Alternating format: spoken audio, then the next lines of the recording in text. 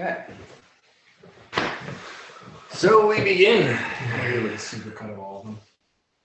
the 81st session of the Rose of the Red campaign. 81. Here in beautiful, sunny Asheville, North Carolina. Or in deepest darkness, the bottom of the sky well, from whence Dunmar collapsed, the depths of Uhtred cleave.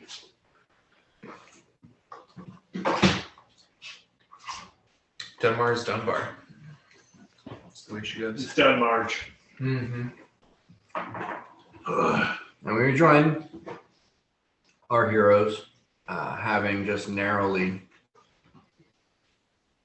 won a pitched battle with some sort of drow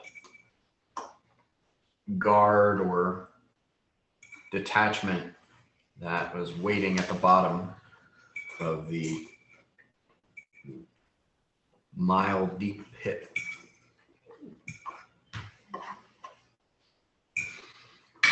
And we've got some living drow.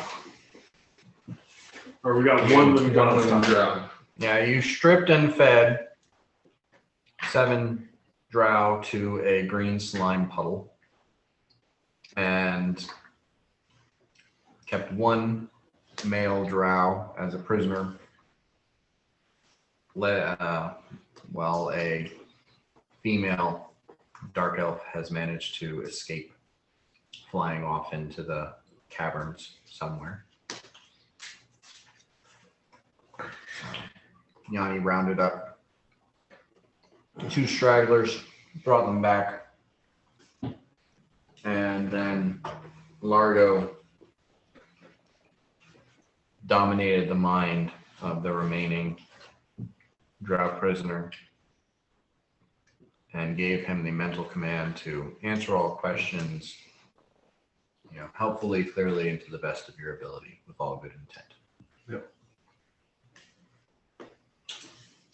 Mirek has a couple of questions. Do you have any questions? Go ahead with yours. And I mean, they're not many.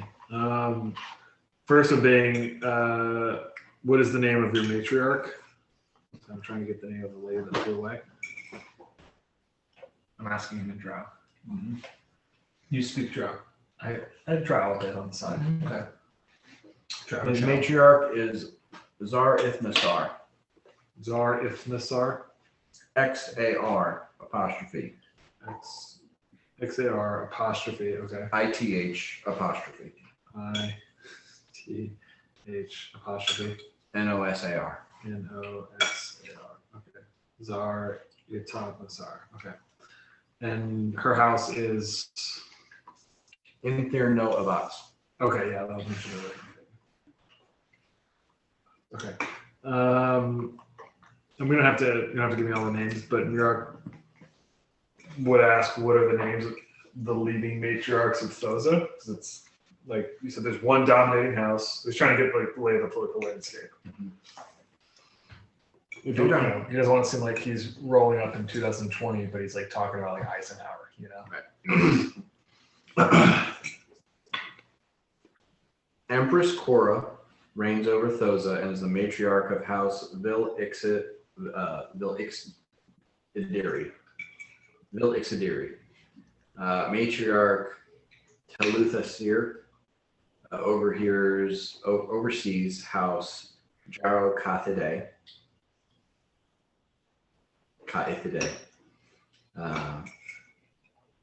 Matriarch Zar Ithnosar oversees House Inthir no Avats.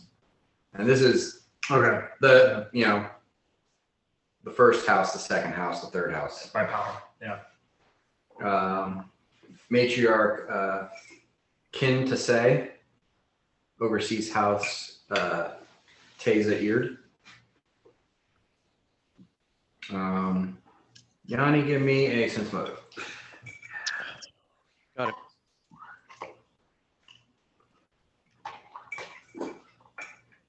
$29. Nedru visibly stiffens at that mention. Nice. Oh.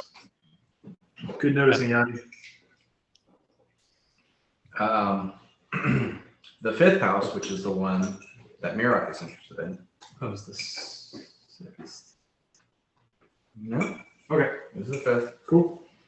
The matriarch is Del Inasto, and she oversees the house Vinar D. Tasso. Nardi. Vinar D. Tasso.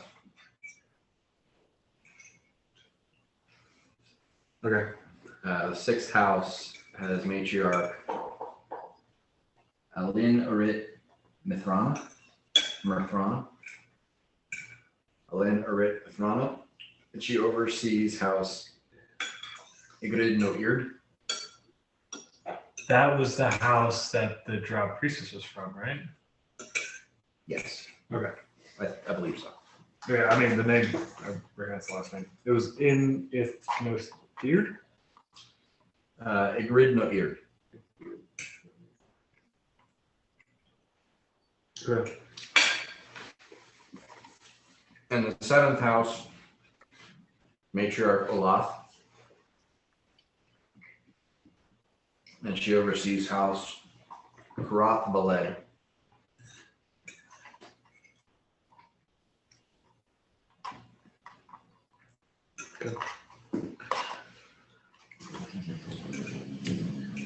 That's about a drow. It's a lot of Drow. It's a lot of Those are the seven major houses of So we Thoza. so the leader of the the third most powerful house in Thoza escaped from us. Mirak is interested in the fifth most powerful house, and we have the evil Drow we sent to hell from the sixth most powerful house. And Nedru is reacting specifically to the fourth most powerful. Okay. Yeah. Shit. Yeah, I mean, that's a decent course map of the train. Yanni, you noticed Nedru. Do you do anything? Yeah, I would ask Nedru what the fourth house means to her.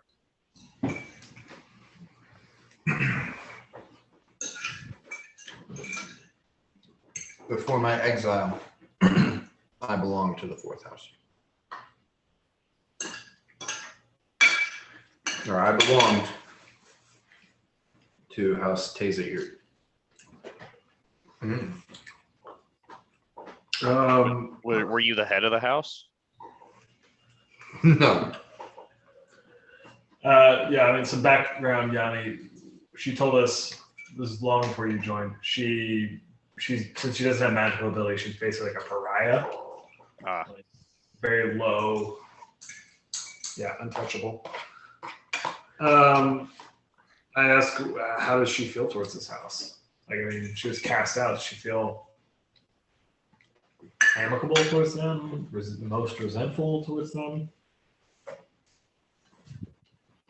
I wasn't cast out of the house. I was ignored until I left. And then I became a pariah. Then I became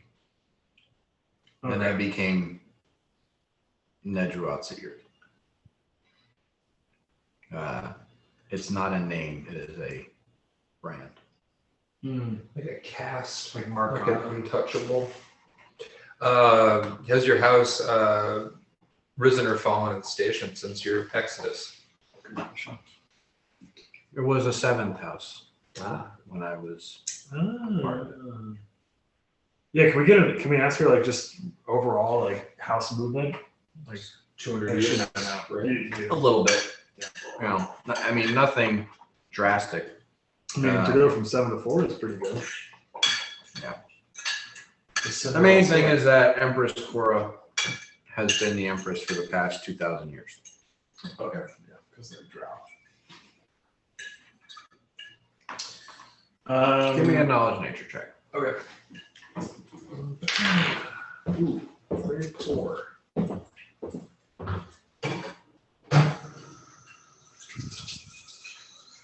Yeah, I mean, a 7. Very, very bad. Roll a 4 on the die.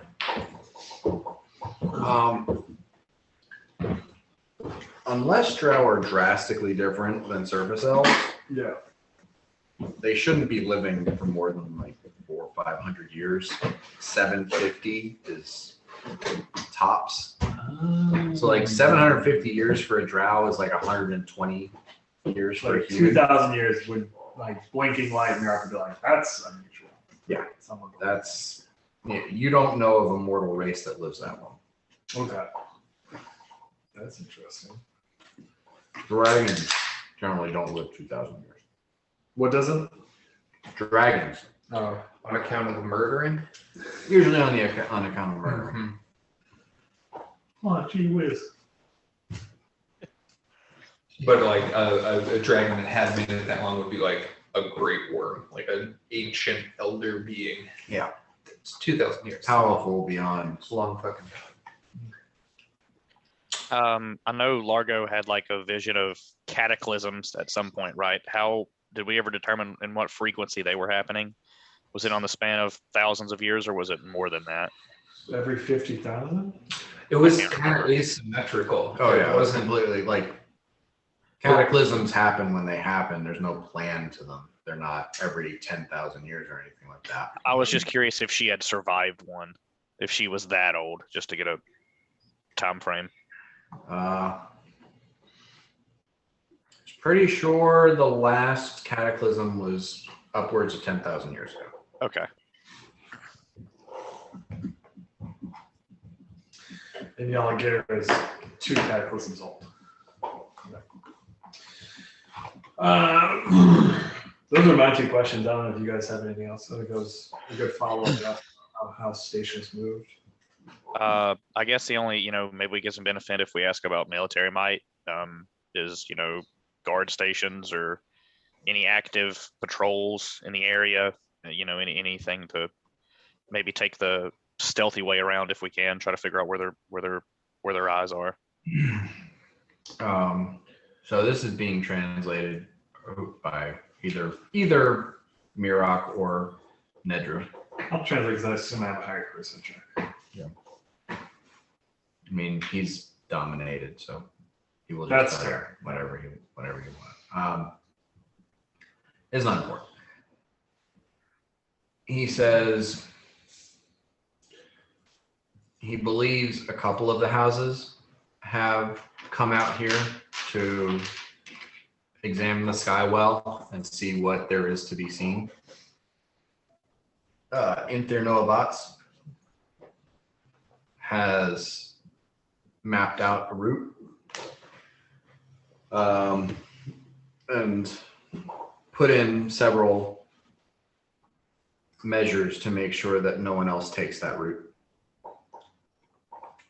And they can control those who come and go. Basically, you get the idea that from those there are dozens, if not hundreds, of tunnels that leave the city, controlled either by one of the major houses or one of the minor houses. Very few are just open thoroughfare for anyone to travel. And then based on the power of the house, they might use traps, magic, various forms of methods of ways to make sure that people do not use their tunnels. As far as military might, he gives you an idea of his house, which is basically, you get the idea that there's at least 2 casters who are more powerful than the one that you fought in that house. There are probably another 3 times as many capable soldiers on the level of what you fought. And then maybe 100, 200 lower end foot soldiers, guards, that kind of thing. But a significant force. And he doesn't have a lot of specifics. Like, he can't tell you how powerful the matriarch or or her first in line is. But he's under the impression they're both stronger than the caster that you fought. Sure. Can we get him to lay out their tunnel, that led them here, and point out and describe their traps or deterrents? Well, I mean, so dominate person lasts 1 day per level. Merrick would tell you that because he has been dominated by Largo. So he could just guide us, I We have guess. like 2 weeks worth of this guy if we want to keep him around. Yeah.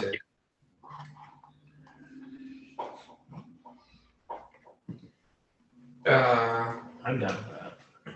He says he knows some of the path, and then he points at the slime puddle and he says, the three who chartered the path are in there. Yeah. Bummer. And Don't go after him. and there were safeguards put in place along that passage.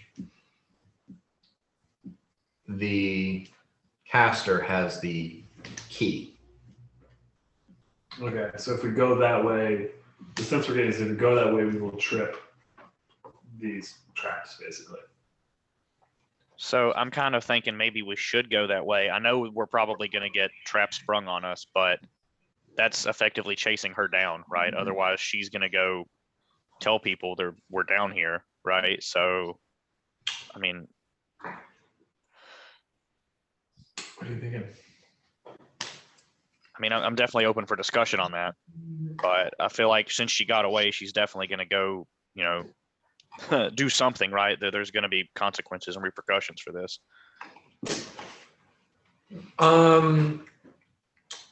We have a guide.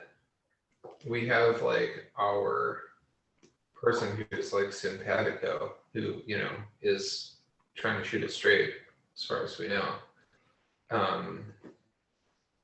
I don't think we need to derail that plan to be like, oh, we found a new guy. Let's just like use his dominate person to like. Oh yeah, you're talking about Nedry. Talking about Nedry. Yeah. Like, that was our.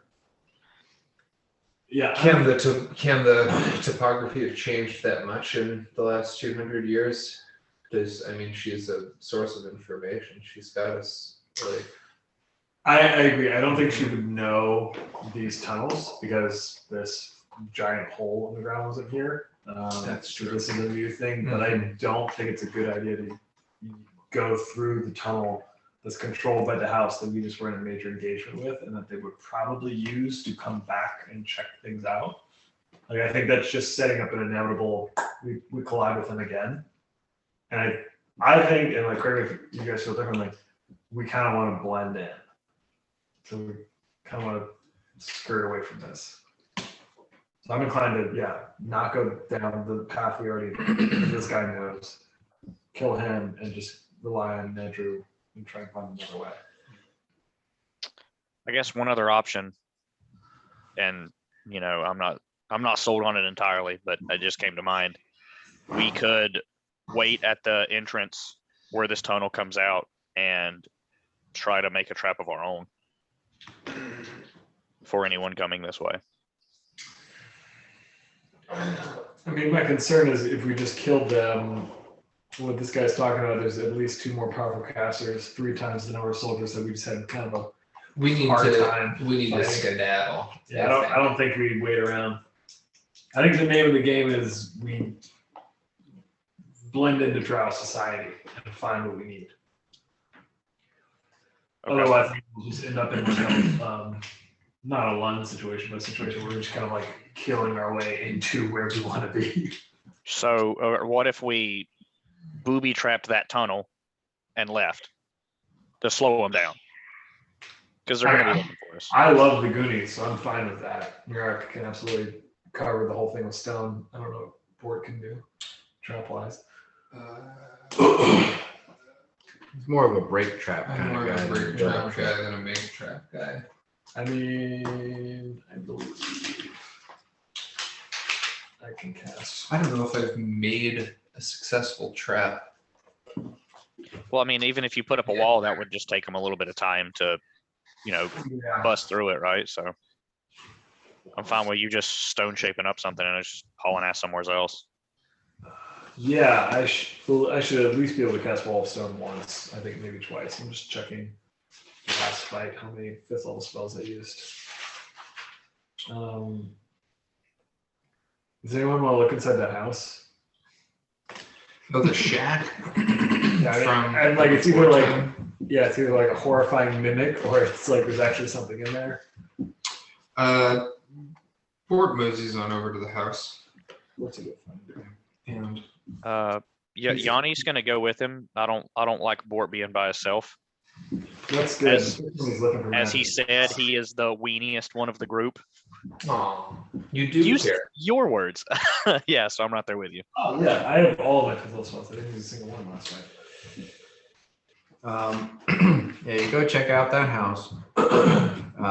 Inside, seems like a lot of the roof has caved in, and the basic structure of it is there, but some of the support beams looks like maybe they had stored stuff in sort of an attic or a loft style thing, and so that came crashing down. Give me a perception check.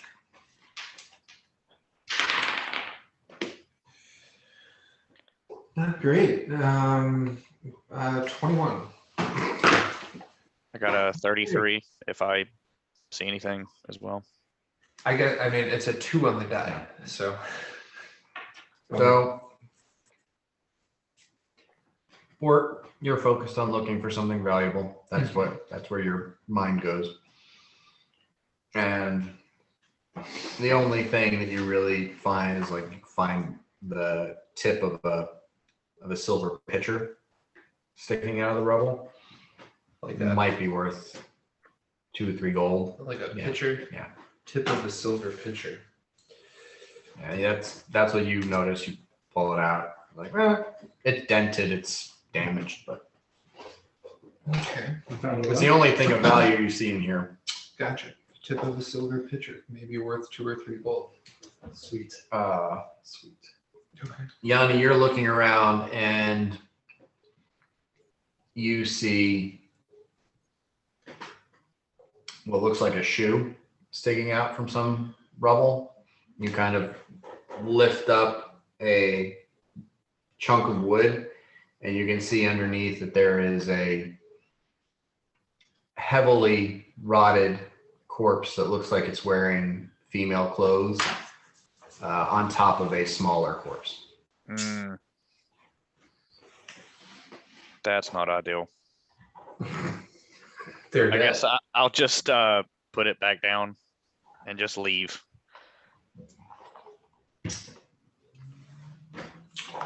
And tell Bort, don't tell Mirok to go in there. I don't think he would like to see that. Death all the time. Yeah, Largo, really. Here you go. I couldn't do it. For, I tucked the tip of the silver pitcher into the bandolier, and walked back over and say to Mirok, ask this goofball here, what's up with orcs in the Drow society? Are they, like resident foreigners? Are they, do they have green cards? Are there orcs down here just hanging out? Or is it gonna raise some flags if I look like me in these modern times? Yeah, I asked about that because we're just operating off what Nedra does. So yeah, Nedry kind of joins on this conversation to make sure that societal norms haven't changed drastically from what she remembers. And basically, he tells Mirok, he answers you in a very sort of matter of fact. We don't have a lot of orcs. They make really poor slaves. They're very uppity and rambunctious. They fight back very hard. So And how? they make good undead, Hmm. but not so much slaves. And Nedra kind of, asks more in line with the way she was trying to utilize the relationship with Bort.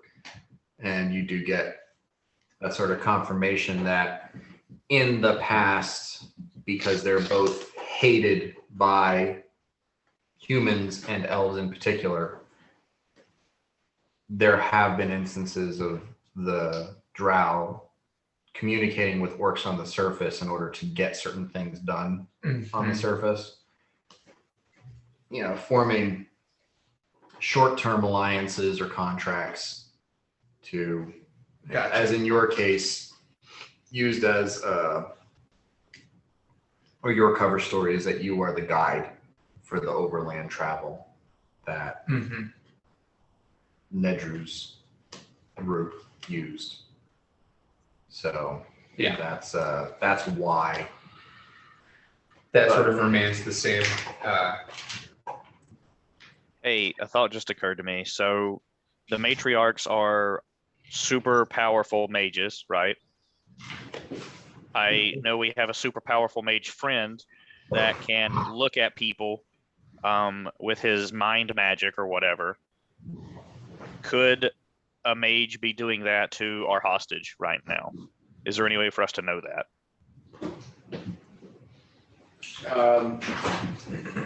Mr. Mirok. Oh, sound pretty paranoid, bud. Largo says, well, if any of us could see invisibility, we would be able to notice if there was a sensor observing us at the moment. Okay. Or we could. No, if Largo, I don't think Largo has seen visibility. It's another utility thing that you guys did not Opt for. that you kind of left in that ball in Dakota's. Yeah. So maybe we should get rid of our newfound dominated friend whenever his purpose has been served here. Oh yeah, for sure. Largo, will you ask him to jump into the goo? Oh, that would be drastically against his character. He would have a chance to push off my control if I did such a thing. Oh, hey, you know, Yanni and I were just looking at that house over there, and I think there might be something. Go check that out with Yanni. Go with Yanni. Yanni's got to show you something. Oh, I don't care if you kill him. I'm just saying if I told him to do it, he would he gets another save if you tell him to kill yourself. Largo earmuffs. Are we good? Yeah, Largo's not against killing Drow. He's just like, it's not gonna work too good. Mm-hmm. We might release him from the mind control if you try to tell him to jump in the goo. Are we good with this guy? Oh, I think we got good intel. How do you feel? I am ready. Bort, do you want to handle this guy, or do you want me to do it? Well, I hear from him that orcs make good undead. I heard it as well.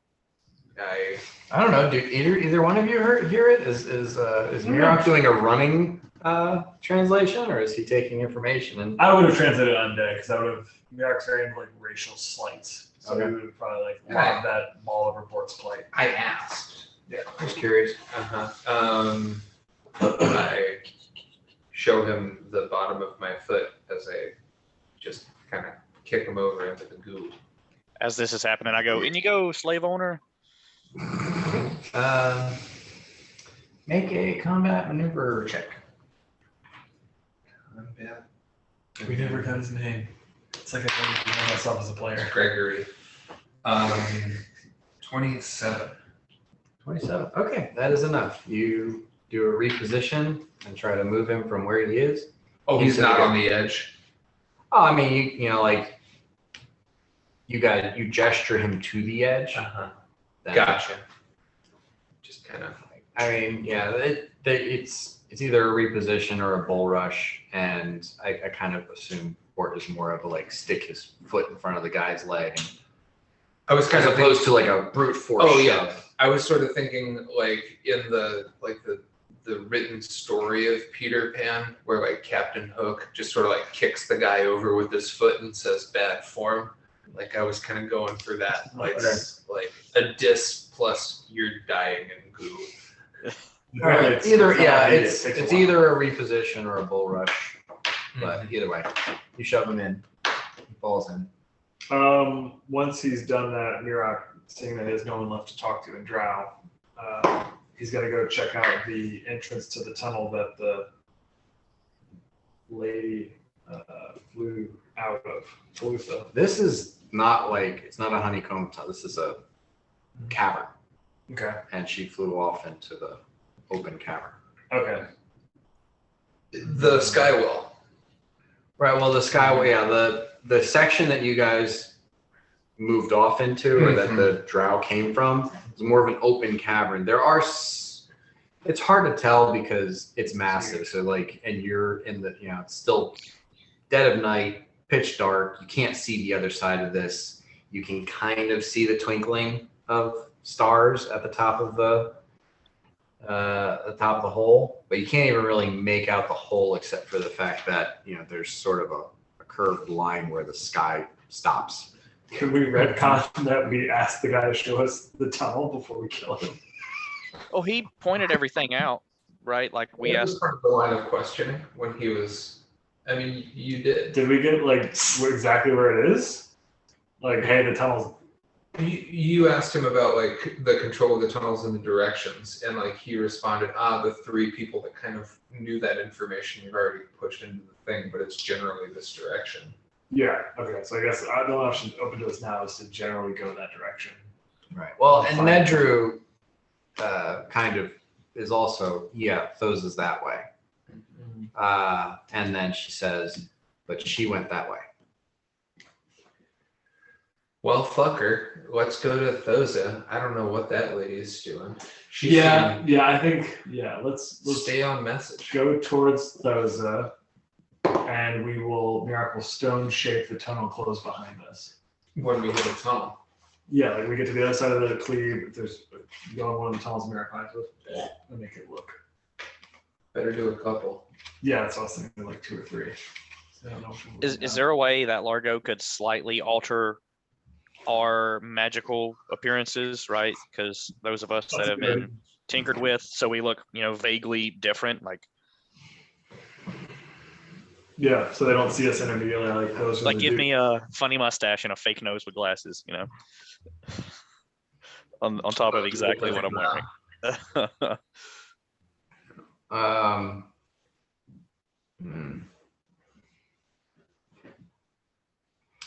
The thing that they were, she was going with was like, I mean, he can change so that you look like different people that are still this group. Yeah. But then there's probably just, it's more the group composition that is going to, a drow woman, a drow man, 2 Durgar, a Svirfneblin, and a orc are going to be the description of this group. Okay, yeah, so your point is like, they wouldn't be like, he's wearing this t-shirt and his ID card says this. It's like, we're looking for this composition. Well, So if you change the composition, it's still the composition. There's Right. Yeah. If you change all your faces and the color of your clothes and stuff like that, that's probably not the information that's important that they're relaying. And then the thing is there really another version of this group that, as far as like racial characteristics, Yeah. and Bort's kind of a standout because being over 6 feet tall, there's just not a lot of guys that could be. as far as what you would commonly come across down here. You could pass for a mind flayer, but there's no way a mind flayer is going to work with Yeah. drow whatsoever. So It looks it's just like Hey, there's a half orc running around. and Hey, then there's a- Drew says she went that way. She didn't go to Thoza. Let's go to Thoza.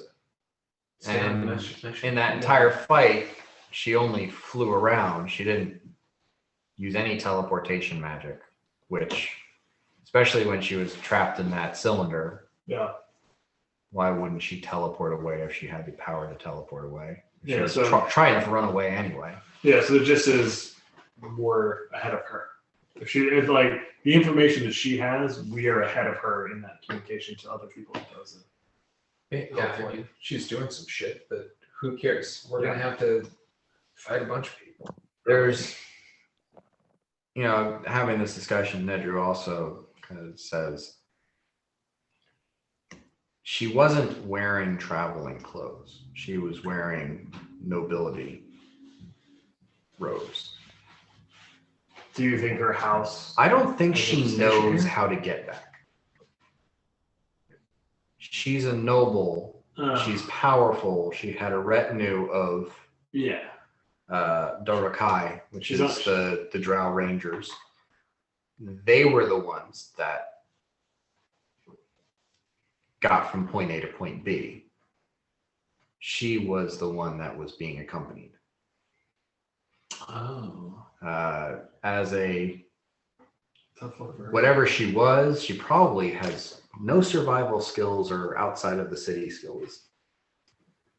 Aside from being able to kill things, subjugate things, bend things to her will. Yeah. She's out of her element out here. Well, without her rangers, yeah. Yeah, I think let's head towards Doza. When we hit one side of the wall, let's see what we're doing tunnel wise. And Merrick will try and seal up a bunch of other stuff just to make things even harder on this lady. She tries to head back this way. All right. Well, let's give an old survival check from Nedru. Nedru. Not bad. Okay. So Nedru takes you in a direction that she describes as being southeast. So you're heading basically what you would understand is under the river towards Cass. Yeah. Though Mirak, from what you understand of Cass is built into a mountain that's several miles, like Above. 2 miles high. Yeah. From the surface level. So you'd probably be 3 miles below Cass even if you did pass under it. Yeah. Which Cass does not go that deep. Does the tunnel floor seem to be like maintained flat plane, or do we Oh, it's all all over place? the place. Okay, gotcha. It does not have a consistent. Like slope one way. It's not like, oh, we went down Uhtred's Cleave and we're staying at the level of this nominally. And when you guys were in the bottom of the cleave of the skywell, there was almost a constant sort of mist as the river water was going down this mile-long waterfall. It just sort of atomized when it hit the bottom. There was not a solid stream by the time it got to the bottom of the skywell. So just everything was wet constantly. Everything was constantly being sort of misted on. And as you're going off, you do see that there are trickles and small rivulets of water that are moving off in different directions from the bottom of the cleave. Hmm. The shardwood. Shardwood. Yeah. Everything's wet. Okay. No. But Nedru gets you guys basically in the direction that the drow came from when they attacked. She leads you in that direction. And you do get to an area where it looks like, looking up, you can kind of see the circle of the sky that's off in the distance. But now you're going under some sort of a roof, a ceiling, or whatever, and that sky is disappearing. There are still these bioluminescent, phosphorus, very small, very dim lighting going on all around, mostly in sort of fluorescent green, maybe some bits of blue. It's not this beautiful assortment of all manner of things. It's kind of monochrome. It's enough that Largo can kind of see about 60 feet, same as anybody with dark vision. And Nedra has made it clear, or has already informed you, that she can see about twice that far. Mhm. I double checked dark vision with cloud vision. It's not like, oh, you can see 30 feet normally and it's 60 feet in dark vision. It's just flat 30. Yeah. So you're not going to see shit. So does Largo have those night vision goggles? Does he Yeah. keep those? No, he gives them to you. Yeah, he already gave them to you to chase down. You can't see shit. Yeah. Largo can make out pretty, mostly fine. Cool. He's going to have to pretend to be a Svirfneblin that's hard of seeing, but yeah. And yeah, she looks around and says, it's been a long time and this is not a starting position I'm familiar with. I don't really know. I'm not seeing a tunnel that I remember, but this one here, kind of this path seems to head in the right direction. Yeah. Let's Go go. refer to her. Yeah. She's Gandalf. We're in Moria. Okay. Just waiting for her to All right. pick the path. Yeah. Okay. Is there any sort of efforts you guys are making? She does remind you this is an extremely dangerous area. Mm-hmm. It's not like traveling on the surface. Mhm. The reason that there are matriarchs and members of houses who are near your power is because outside of Thoza, there are challenges like the Illithid, like the purple worms, and that's that's scratching the surface. There are other things down here that are incredibly dangerous. So this is not traveling from Kyla to Senton. This is, if there are preparations, if there are spells, if there are things that you need to do to hardy yourself for the journey, then those are decisions you need to make and move forward with. Yeah, so let's have a discussion about, maybe strategy, battle strategy.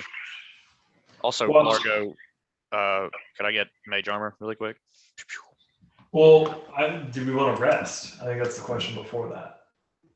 How much did that fight sap from us? Yeah, I have no idea. I think I'm okay. I burned a couple rounds of rage, but that was really all I did. He was mostly floating. Yeah. I mean, you just have to fight. You are good cast a decent amount of high level spells. It's also, you guys woke up this morning and spent a full day and then decided to jump into the cleave at night. So you guys did do a full day of stuff. You've been awake for 12, 14 hours. That's something. And I got to a point in the last session where I had one more casting of a whole level of spells. So Oh yeah, then I guess we should set up camp. I would like to, if other people are okay, that miracle cast wall of stone behind us and in front of us if we want to just be kind of like siloed in here, and then in the morning when we wake up we can stone shape out of it and keep going. Yeah, you start to stone shape and Largo kind of walks over to a wall and says, can you just stone shape maybe, like everyone get in close, and just stone shape maybe like a 10 diameter, like just like if we shut off a whole tunnel, then that would be something. But if we just like do a little nook. Ah, I see what he's saying. Yeah, okay. People can pass through. Yeah, not be as noticeable. And as you do that, he also begins to start casting a spell, and the stone walls kind of rise up around you guys, and he pulls a couple of things out of his pouch next to where he keeps that silk pillow for his sleeping friend. Mm-hmm. And he sets them out and does this magic. And then you see this sort of pane of shimmering, somewhat translucent, ephemeral space in front of him that's about 8 feet tall by about 4 feet wide. And he pushes his hand against it, and a door opens up into a space in front of him. He says, If you would all enter my mansion, I would like to treat you to a banquet. Did he take demiplane? Is that what that is? he took Mage's magnificent mansion. Okay, never heard of that. Okay. And you all walk in to this opulent, massive, extraplanar structure. You can smell a sumptuous banquet set out. He leads you to the dining. I'm going to let him describe, because this is a manifestation of his own will. So the decoration, the aesthetics of It's this, his mind I'm palace. leaving this for Trevor to describe as Largo. But you all walk into an opulent mansion. You see these semi-translucent servants just sort of floating around, dusting things and cleaning things and moving food out onto a banquet table. And there is a long ass banquet table that has a 9-course meal with food enough for 170 something people. Yeah, I mean, yeah, we should obviously just thunders up to the table and starts Yeah. eating. But yeah, so yeah, he cast Mage's magnificent mansion. Wow. It lasts an hour per level. It's an extra planar space. Okay, yeah, That that's what I was is gonna ask. Yeah, that is a. There It's must not. have It's not a standing in that rock demiplane. holds- I mean, it's kind of. It's not create demiplane, but it is. It's a specified version of creating a demiplane. And yes, it's. I encouraged him to take the spell, one because it's very suitable for Largo, Uh-huh. and two because you guys are going to be in very dangerous places. And even when you get to Thoza, it's not like you can really rent a room. Yeah. So this is probably the safest version of camping for the So night. it's just a place where you can eat and drink. There's no like buffs or anything associated with it. Okay, cool. I Yeah. get a kebab. Oh, absolutely. No question. But I mean, you all have private rooms with like silk sheets and down pillows and America's like, it's like the way America feels right now is like when like a close friend or family member like buys something really nice and you're like, I'm happy that you're happy, but I'm like, this doesn't feel right. Like America, like in America's mind, like I'd rather just like be in the stone. Like, I'd rather just walk into a stone wall and sleep. But this is Largo's thing. Well, Largo, no more getting killed by vampires in the Cordessi estate. There you go. And that actually is ideal for Trevor's Largo, Dan, because Trevor has told me he imagines level 20 Largo, like if we like ever need to go find him, he would just be like on a swing set, suspended in the clouds in like a trans-dimensional space, just keep going. Yeah, like, Largo, What? so this fits. Yeah. well, and like I said, it might not manifest as a mansion. He might decide to manifest it as a glade with like separate, Yeah. Like But- tenting areas. yeah. Or a Glamping.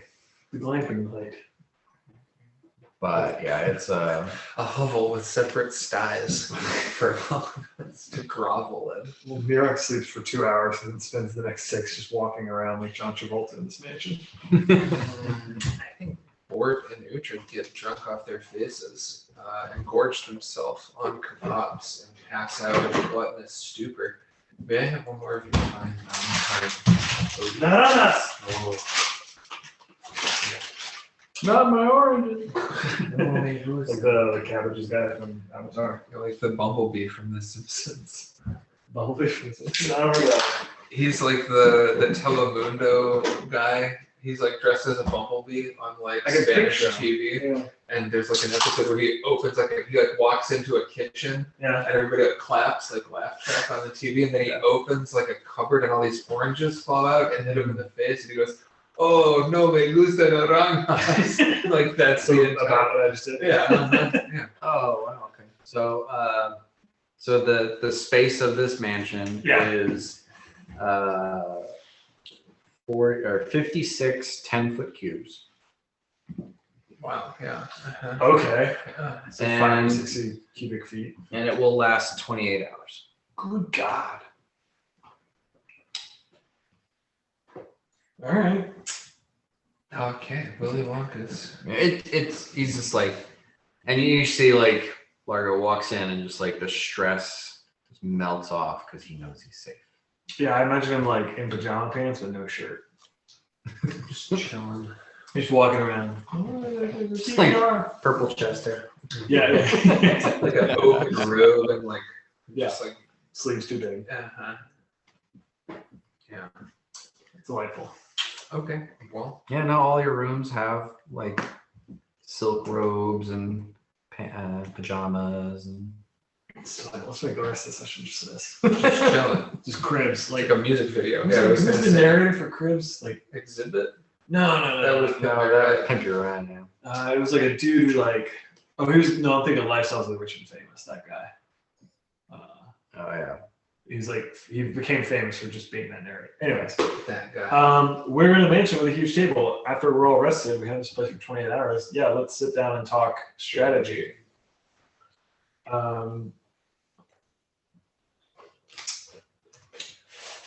I think it's a good idea to go out as our best selves. So Mirak is inclined. Robin Leach. Robin Leach, Lifestyles of the Rich and Famous. Yeah, there's some song where like someone says that. I went from a common thief to up close and personal with Robin Leach. There's that one. I was thinking Birthdays was the worst days. Now we sip champagne on my Thursdays. Big smalls. Yep. Yeah. I think mine's Ludacris. Okay. Yeah. I think was Ludacris the Cribs? No. I was just, he did a song where one of his lines is Robin Leach will get jealous. Taking trips from here to Rome. That's Okay. it. Sounds like something. Take your broke ass home. If you ain't got no money, take your broke ass Yeah, home. that's the song. Okay, yeah. Yanni is singing that in the hot springs or spa area of this mansion. Surely to God there is one. Oh yeah, like the grotto. The monk gets a taste of the high life, man. I mean, he's clearly got a gambling issue. Yeah. There's some I mean, he's from a wealthy family. There's some underlying development there. Under the hood. Somebody's got to spend the Fremont money. Monks in the hood. Yeah, it's definitely the aesthetic monk. Strategy on the kitchen table, Mm-hmm. holding down a map with kebabs. We've got a giant piece of parchment, a giant piece of illusory parchment that we can mark up here, and it will stay in Mage's Magic Mansion as a magical doc. A magical Excel spreadsheet. There we go. I guess like one, I mean, Mirak, like state like primary mission objective. Mm-hmm. Have you outlined this to our guide? Yeah. In like whatever, I don't know how much information you're trying to disclose. I Like, can give her a very high level, mhm. but now that we have more information, I tell her specifically that the house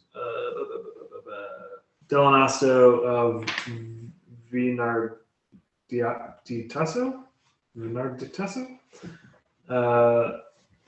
her house is responsible for my family's shame. They stole valuable dwarven artifacts from a tomb, and we are on a mission to recover them. That is our stated objective.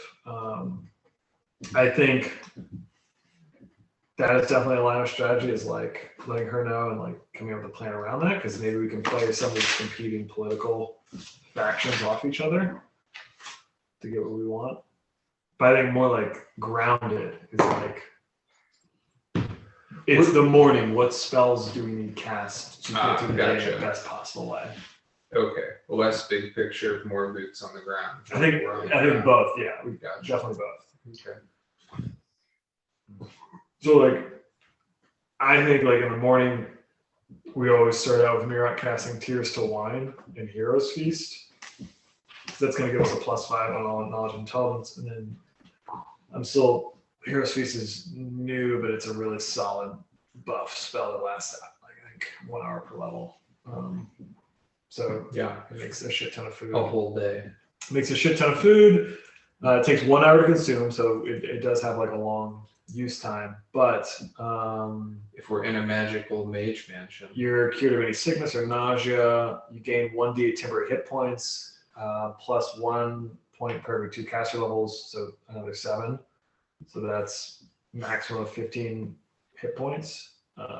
And then you get a +1 morale bonus on will saves and a +4 morale bonus on save throws against poison and fear. Kind of a lot of fear. So those are the two that Merrick thinks like every day we should use. A hearty breakfast. Yeah. The cornerstone. Oh of the god, day. it's 1 hour plus 12 hours. It's a long time. It's the whole day. Yeah, so it's both of these are like not Tears to Wine. Tears to Wine's a little short, but both these are like most of a day. I mean, Yeah, sounds good. Right. Tears to Wine would be 140 minutes. But if you also drop Blessing of Fervor with that, well, I don't know if that would work. That does elongate it. We've done that before, but then if we get into a battle, New York would have to cast Blessing of Fervor again for people to get the benefits in that battle. right. So we have 2 uses. But Heroes Feast is like a all-day deal.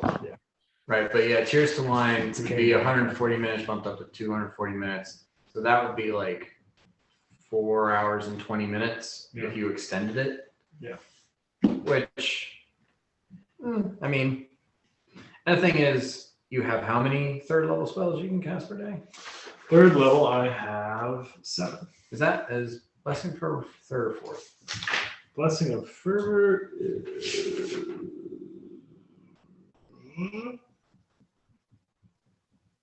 4th. But I mean, it's moved. But that's also 7. Yeah, I mean, it's up to you whether you think you're going to need all 7 of those casting, or if it's worth it to blow casting. Also, if you cast that in the morning when you do Tears to Wine, that means that when Largo casts Mage Armor on himself and Yanni, that lasts 28 hours instead of 14. Ooh, okay. Yeah, that's worth it then. Most of my spells are not that. Okay, so Mirek is going to cast these 3 spells every morning, and then Largo, Dan, you mentioned, had some spell for Yanni. Yeah, Mage Armor. Mage armor, yeah. Let's see if there's any other spells that Largo can benefit from. I think those are Mirek's main ones. Yeah. I bring forth a great feast, including magnificent table, chairs, service, food, and drink. That covers everything. If for any reason the spell is ruined and its effects are negated. If the feast is interrupted? Yeah. I don't think anyone's going to interrupt us. I mean, it would be Mage so is good. mansion. I think that There's that too. we're uninterruptible. And he can also cast Communal Mount with Blessing of Fervor to make I think we've done that too. a bunch of mounts that last a very long time. A feast of horse flesh. Well, Delicious. no, because when you Gorgeous. kill them, they poof. No. We'll just eat it Horse with a flesh. hoof. We'll just have a tartare. I'll tell you what, I eat this feast of horse flesh and I'm hungry. Very good.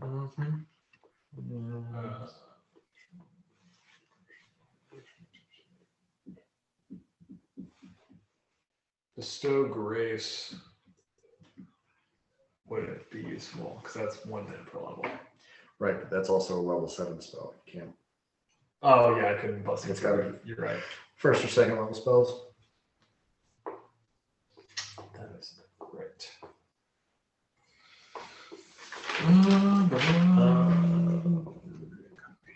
What's another AC buff, like bark skin or something like that? I don't know if you have that or. I mean, I have That was something that Dakuta had that. Okay, no one else did. Shield of Faith specifically does not stack because Yanni has that ring, right? Right. Okay. Yeah, I think I have +2 ring of protection. Is that what that is? Yeah. I mean, so the worth keeping in mind, but maybe not, something you cast in the morning before you head out, is that the physiomorph is 1 minute per level. Just looking at that, yeah. So I mean, that would be a half an hour of that shit if you cast it in conjunction with the Blessing of Fervor. Yeah. Yeah, that makes sense for this situation. Okay. So that seems like that's our plan. Miracle cast 3 of these spells. Largo cast 1. Just mage armor, right? Oh, he's gonna cast it on himself and on.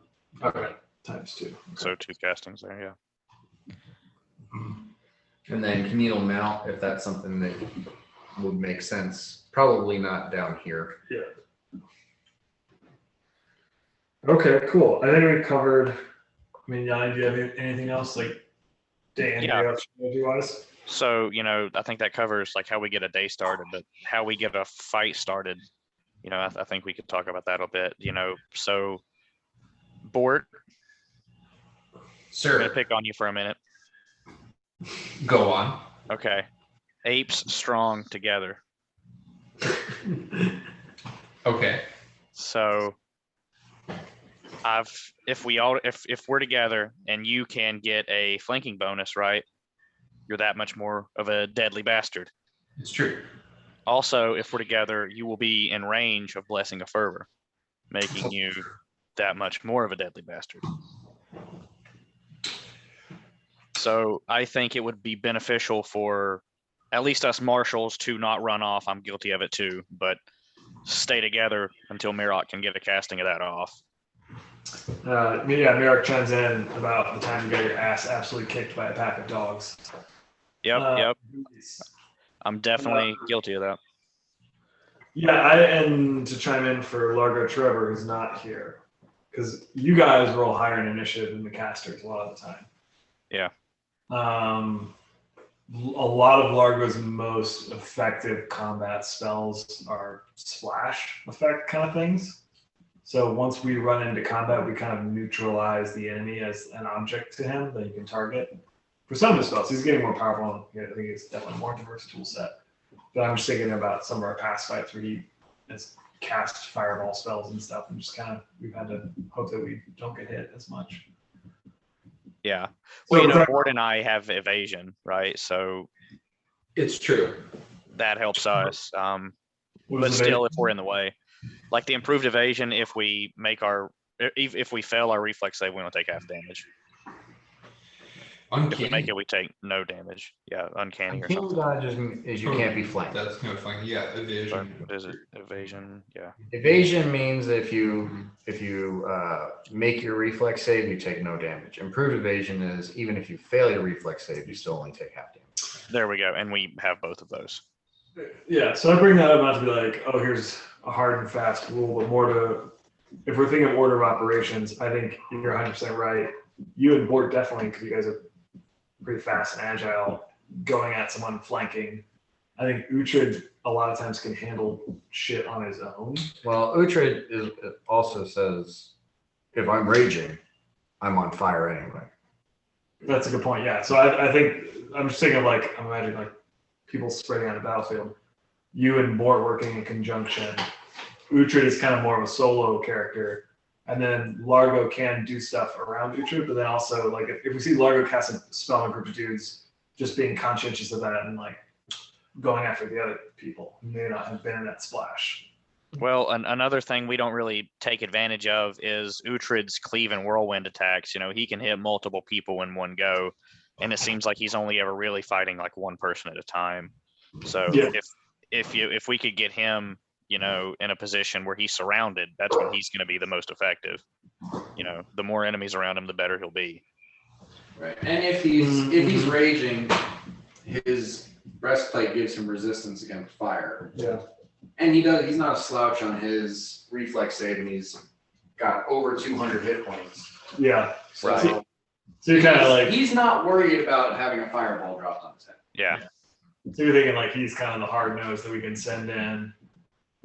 If he's the first one in, he's probably going to get mobbed. That's actually good for him. And then Largo can mop up behind him. And then you're thinking kind of you and Bort are like on the wings, kind of working together and flanking and killing people.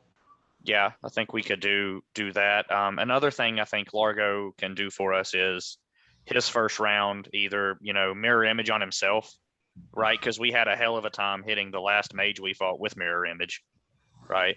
Or he could do some sort of mass illusionary effect on the whole battlefield that we would be able to see through, because if he told us it wasn't real, we wouldn't be affected by it, right? If he cast like a fog bank, right, then I think the enemy wouldn't even know where the hell we were, and we could just kind of do whatever we wanted at that point. That's, yeah. So Largo can reduce as a swift action, right? So he could mirror image and reduce. So on top of like, there's 7 Largos. Now there's 7 hard to hit Largos. That would be a really good combo. Yeah. It's also something to take into consideration that for the casters in particular, your first round of combat might be better served casting the buff spells than immediately jumping into combat.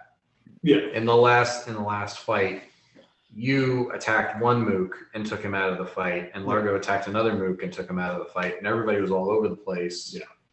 And you guys were fighting like 6 separate fights. Yeah. Instead of one fight. And if you had gotten them all together around Uhtred could have been killing like 2 or 3 of them around. Mm-hmm. And Bort would be killing 1 every round given with his sneak attacks. Yeah. As it was, he was stabbing himself. And when he did get to attack things, he didn't do enough damage to kill them. No. I see a wheel. In the central hub of the wheel of Uhtred. Yeah, so if we stay within, 30 feet of Uhtred, right, I think that'll bring them all in and hopefully converge on him. I mean, or can vanish and get into a flanking position. Mm-hmm.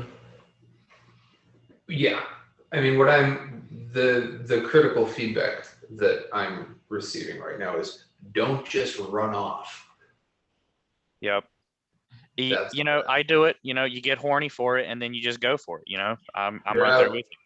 Trap spot and just the tip of the spear. You see some shit, you disappear. You go for a run. Don't do that. Wait for the buff. It was also in that last fight. There was that we're surrounded. Where are they coming from? What are they doing? And you all made minor adjustments in your positioning. But you didn't all come together and get Blessing of Fervor. Mm-hmm. Like there were 2 rounds that I gave you guys to figure out what you were going to do as the enemy approached. Mm-hmm. And then not much was done when given the preparatory time. I think we're still kind of listening to Dakuta being out of the mix. It's true. And I mean, and we're not always going to get 2 rounds of prep time, right? That's not going to happen every fight, but we should definitely take advantage of it when it's there, right? Yeah, this isn't castigation. This is constructive criticism. Yeah, you could have done a way better job of falling the first 2 rounds last time. Yeah, well, you guys just you needed to see what it was like without me. How about that? You gotta prove my worth by not being there. It's like that Christmas movie. It's the only life. Uh-huh. Damn, we're still gonna be over. Okay, yeah, I think those are good. Uhtred kind of charge. I mean, Glenn is gonna be all about that if he actually plays the game. Uhtred. There's also something, and maybe you guys can touch base with.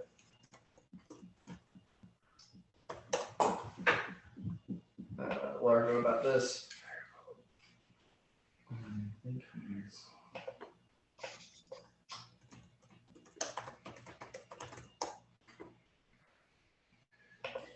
Let me double check that he's got this. I think he does. But he's got some buff spells that he can cast using his shadow enchantment, like heroism, which would give a +2 morale bonus on attack rolls, saves, and skill checks. Also, don't you have prayer? Yeah. I haven't used it in forever. Yeah. Yeah. I mean, it's only a +1, but if you cast it and it hits, Bort and Uhtred and Yanni, and it's kind of a +3. Yeah. Yeah. I mean, as long as Mir doesn't need to, as long as it's not like a critical healing, I'm always down to cast buffs. Prayer and Blessing of Fervor are huge. For your says prayer is +1 to attacks, damage, and saves. I think that's right. Yeah. Blessing of Fervor has all the benefits that come with that. Largo switched out one of his 3rd level spells for fly. So Okay. Yeah, right. more We've made Uhtred fly. new to mage. Yeah. Yeah, Well, we'll make it unborn mage hand. yeah, if depending on the enemy that you're fighting, if it's a caster, you're probably going to want Yanni to be able to fly. Yeah. Because he can shut down a caster. If it's anything else, you want Uhtred to be able to fly. Yeah.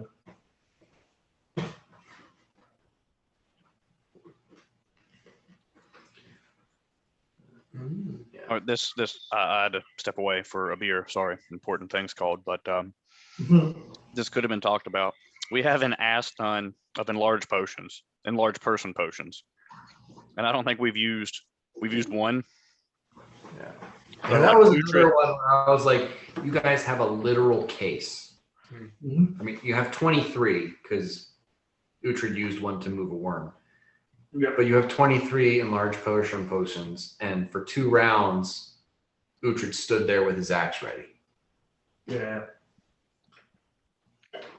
He's the guy. Unless you're in a space where he would be too big if he was enlarged, he should. But even then, you grow to the size you physically can in that space. You still get the benefits, right? If the space is too small, then you have to do a strength check to see if you break out of it. Okay. But I mean, it's just like he does not want to be that big if you're in a 8-foot tall tunnel, because then he can't swing his weapon. A cavern. But if Good if place. you're in an open space where he can be 10 feet tall and still swing his weapon and go ham. Enlarged person, what are the buffs that you get from that? +2 strength, -2 dexterity, and your weapon damage goes up by a size category. Uh-huh. So it's going to increase his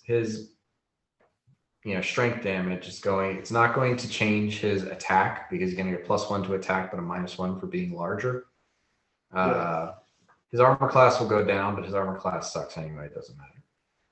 And his 3d6 butchering axe turns into, I think, at least a 4d6 for 3d8 or something. Damn. Just Okay. it increases his damage potential. Yeah, I'm trying down some kind of like, radio presets, things that can be done in combination. Radio Uhtred.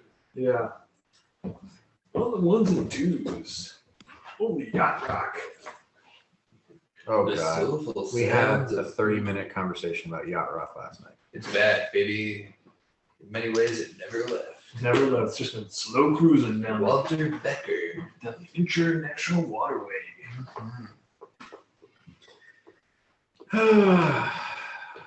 So what was the consensus on fly? Do we have that capability? Do we not? We do. We were saying if it's ever a caster that we're fighting, like in the last fight, it should be cast on you because you can go target them. And Yeah, it's like anyone else, a giant flying Uhtred is the best flying person. sure. Yeah,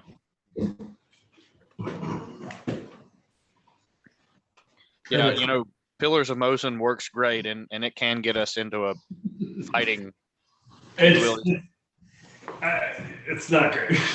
but When it- it's not the intent, right? So when there's they no can- problems with it. That was the third fight where we've used it to get something that was flying and we had no ability to hit. And that's why I was like, she's gonna fly away, because that's what happens in every fight. They're just like, I'm not gonna fly right next to this thing. Yeah. So you have like one round to make your move. Yeah. It's more of a battlefield control spell. Yeah. It's not meant to. I think the only character that stayed near it was the Evan Ruin, and that's because we killed it within one turn of using that to lift Godric and Uhtred up. Yeah, all this shit's evil, huh? Well, I think it was Yanni and Uhtred because she dive bombed Godric. Yeah, She killed Godric. No, he was on the ground when he dive bombed her. She dive bombed into him on the ground? Like Yeah. kamikaze style? Actually, he could fly. Kind Okay. He had a spell that allowed him to fly. Okay. And Okay, that's what I was Jack- him like being like plummeted to the ground. Yeah, maybe. Yeah, I think. Yeah, I don't know. But yeah, no, he didn't need the pillars. But Otis stayed on the surface. yes, We're in like an evil hole in the ground. Mm-hmm. We have no paladin. That's the way she goes. There's a spell that can give someone paladin abilities temporarily. Well, I nominate myself. isn't that the one you took? That's what is it called? It's a high level spell. I think it was level 6 or 7. I'm imagining Paladin Bort. He's just screaming smite at the top of his lungs every attack he makes. Oh, okay. So you took Bestow Grace. That's a second level paladin spell. I thought that's the one you told me. I was telling you to take Grace of the Champion, Oh, you took which is the spell that I was telling you about, which was the spell that you're referencing. Grace of the champion. I think you texted Bestow Grace. Oh no, you texted Grace the Champion. I wrote it wrong. It's Bestow Grace of the Champion. Mm. Target gets the ability to use Detect Evil at will as a spell-like ability, immunity to disease, immunity to fear. Lay on hand itself once as a paladin of its habits at caster level. Smite Evil as a paladin of habits caster level. It adds its charisma bonus to its saving throws, Ooh. and if you use magic items that only paladins can use. Yeah, okay, yeah. So that kind of does make a temporary Godric. I mean, what we want is Smite. Half my castle, so it'd be like a 7th level paladin Smite. Well, I mean, for you and Largo, the big thing would be that it's plus your charisma bonus to all of your saves. Yeah. That's huge. I mean, yeah, Largo would make every fucking save. It also makes you immune to disease and poison and fear. And then, unfortunately, Yanni has an awful charisma. Uhtred has an awful charisma. Yeah. And Bort has a flat I charisma. have no charisma. So, like, that's the benefit of Smite Evil is it adds plus your charisma bonus to your attack rolls and plus your level to your damage, which would be plus half their level. Yeah. Thing is, especially if you start using the spells that buff you into a decent fighter, that's another one. Yeah, that's what I'm building towards for level 20. That's what I want. No. Ghost Wrath. Well, you took that revelation, right? Last level? It was, yeah, I can't think of the name off the top of my head.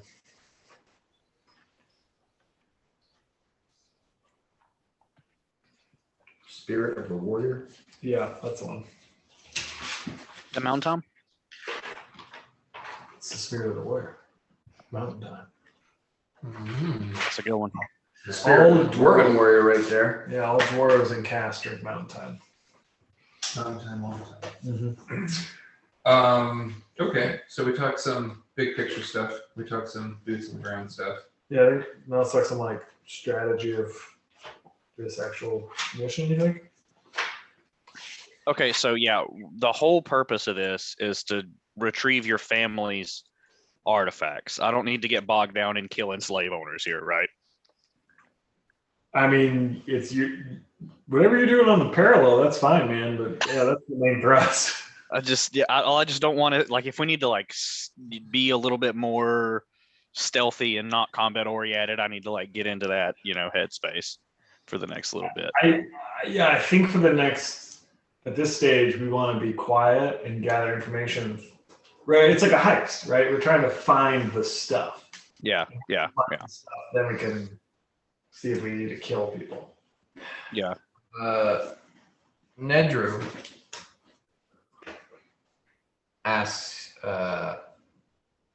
that she wants to just clarify it. You said it was the 5th house, and this would be House Vinar di Tasso. Yep. And their matriarch is Delanasto. She doesn't know the matriarch, but it's not a surprise that it's not the same matriarch as 350 years ago. Mm-hmm. But she does know that house was the go-to house for necromancy. That was the go-to house for undead servants. Cool. It's the go-to. It's just a giant middle finger house to Mirak and everything you believe. That's why it's a disgrace. That's why he's been dishonored. And So, what is this dishonor situation? Is Nedra asking? Yeah. Yeah. So I tell her my parents were barrow guardians, or whatever the dwarven approximate is, and that due to my difficult labor, or my mother's difficult labor, they had to leave the barrow temporarily for me to be born, and when they returned, all of the valuables of the dwarves within were taken. We did not know who took them, but it caused a huge amount of. This is a huge disgrace among dwarves to let your ancestors be dishonored in this way. And we were cast out, and we've lived on the surface in Kyla. Just to specify, Mhm. it was the Hall of Heroes, and all of it wasn't their belongings. The corpses were gone. The corpses were gone. Yeah. Oh God.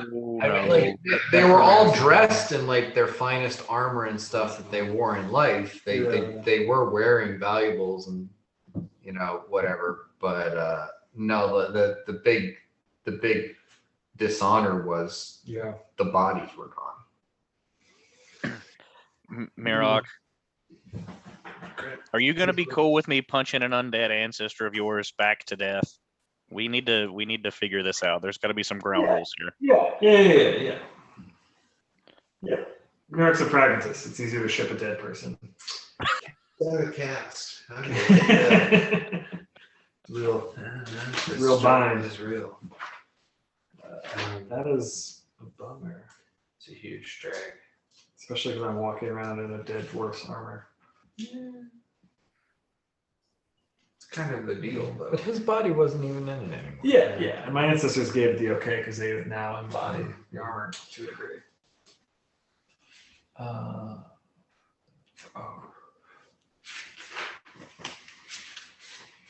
Okay, heist mission.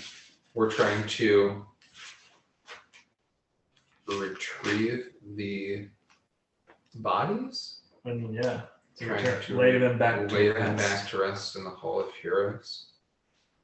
Hello, sweet one. Oh, very friendly to that. Yes. Does anyone know the specifics of Dakuta's teleport spell? Could we hire him to teleport corpses? Does that count as bodies? Like, how does teleport objects up to a certain weight? I believe. Well, one of the things that might be useful is like a bag of holding. You put a body in a bag of holding?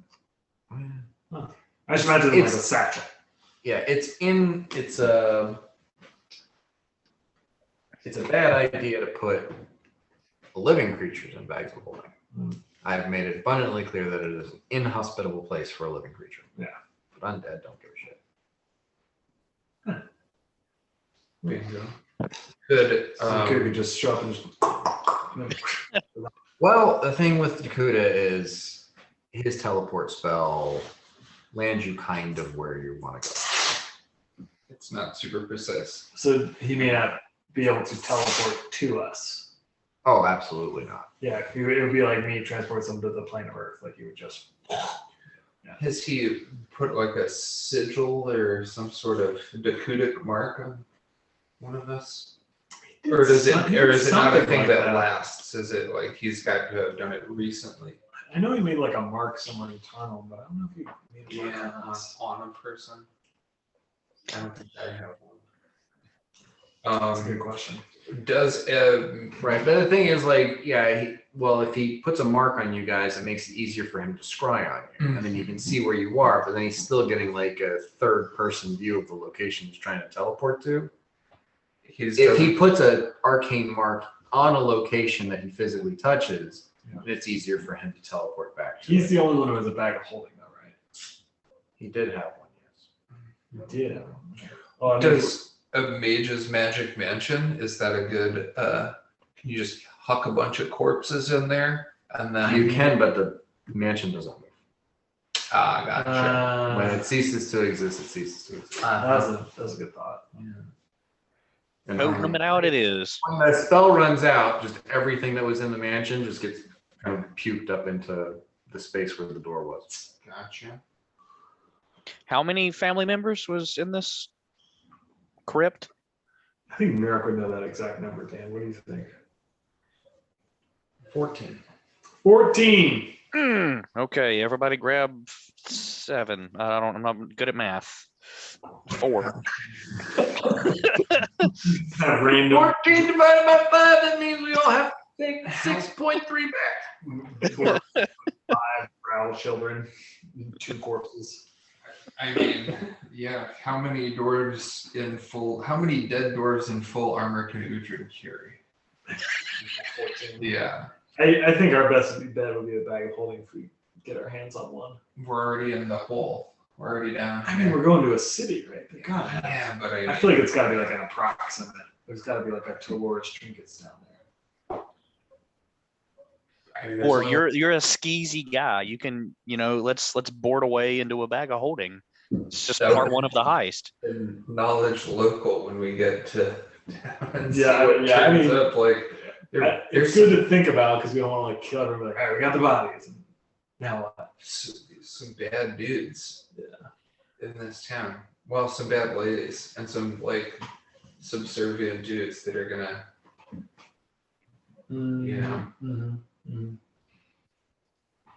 Yeah, I think it's good to be thinking about overall, but I don't think we need to figure that answer out right now because there's no way we'll figure it out. Yeah, I guess we should probably find them before we worry about transporting them, right? Yeah. maybe we can make a deal. Can make a deal. Deal or no deal. Okay. Find. Yeah, Nedru, once we get to Thoza, if I can take a look around, get the lay of the land, I'd have a good chance of getting an idea of how we might go about whatever we need to do there. I remember some things, but it's been a while. There's a good chance the knowledge I have of Thoza is not current, not applicable to contemporary. Yeah, I think let's move on to Thoza. I think we have a decently rough outline. I think we do. Well, we do our daily buff stuff, right? And away we can go. Yeah, so we've rested. We've now have discussed a little bit of like what's happening. Mirak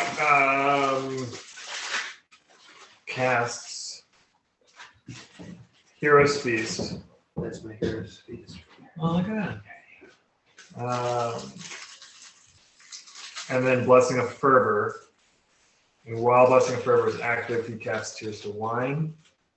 And then Largo casts Mage Armor twice. Yeah, once on himself, once on Johnny. A fortuneless cookie. Yeah. What sort of omen is that? What the fuck? It's applicable. It's just a smash cut to a dude just snorting coke with a tiny little tube. Sport. Does a man that have everything need a fortune? Was that a fortune you got one time? That was the real It's a fortune. good fortune. Actually, that's my dream job, to be a fortune cookie writer. Hmm. I would just write really obscure things like "Don't go golfing next Saturday," and just don't elaborate on it. Just that one sentence freak somebody out. Similar in vibe. If I had a silly dream job where I had to write little things, it would be to write the descriptions on burial beer cans, Oh yeah. because they're just nonsensical streams of conscious where they're just like, what is the word with the most syllables? Mhm. I don't know if you ever read a burial beer can. They're absolutely fucking ridiculous. Tells you nothing about the beer. Yeah. That's a good one. In these polysyllabic times, Mhm. the omens that bereft upon us. What the fuck am I reading? Go on. Yeah, sounds really sesquipedalian. A what? Sesquipedalian. Sesquipedalian. That's a new word. I think Dan's been just waiting to use that word. That's It been his means endgame. using excessively long words. I see the amusement of that word now. I mean, my hero's feast. I'm eating mine. Mine's settling. It is not vegan. It is aggressively not vegan. Made out of kebabs. Tears to Wine is just like a nice, it's like a Bach. Okay. We're buffed. Yeah, we're buffed Buffed up. as fuck. Yeah, so then we, I guess, exit Largo's mansion. Luigi's mansion. And then Miracles use Stone Shape to remove the stone. You exit, and Margot does a flourish, and you see that when you exited and the door closed, there was nothing there. But when he dismissed it for a second, there was a sort of ephemeral shimmer.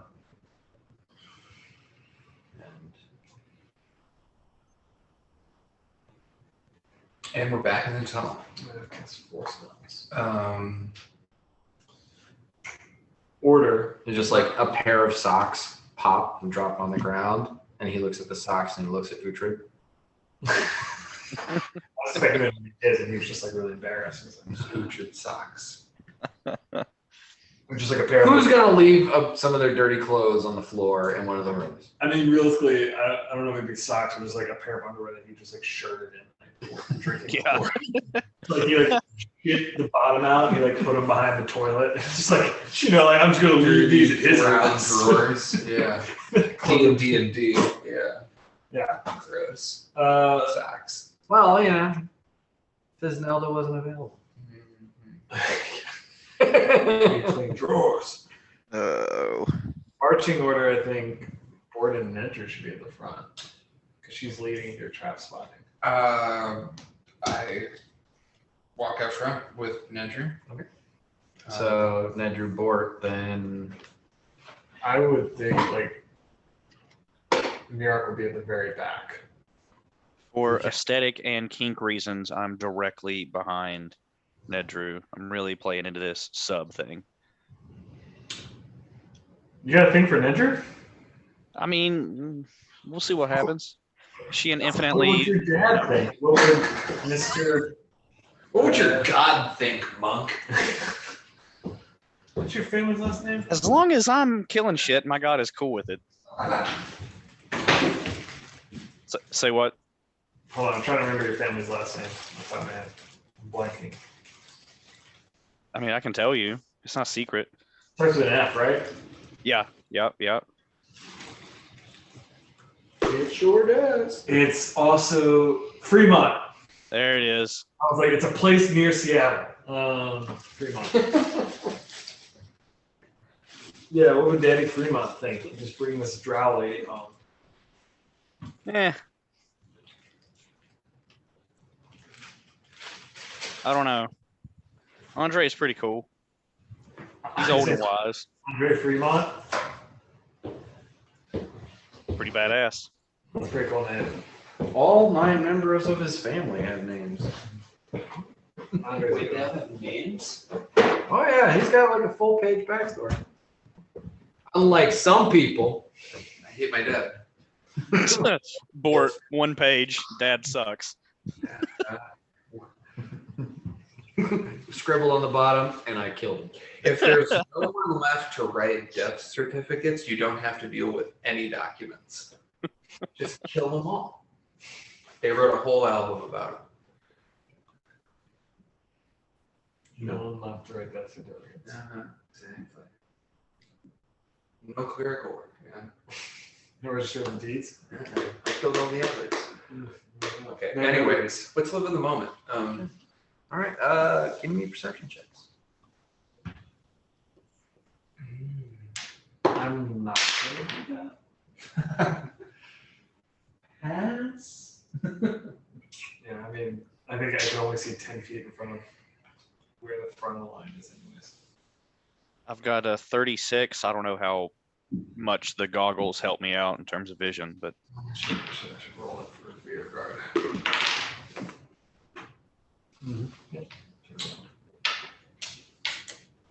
Got a 30. Okay. Even. All right. So as you guys are heading down this tunnel, what'd you get, Yanni? 36. 36. Yanni and Bort, you both start to hear this sort of what initially you think is like a sort of thrumming or a low vibration noise. But when Nedru stops and says there's something up ahead, and you kind of listen and focus in on it, you realize it's the sound of someone humming, a very deep baritone bass.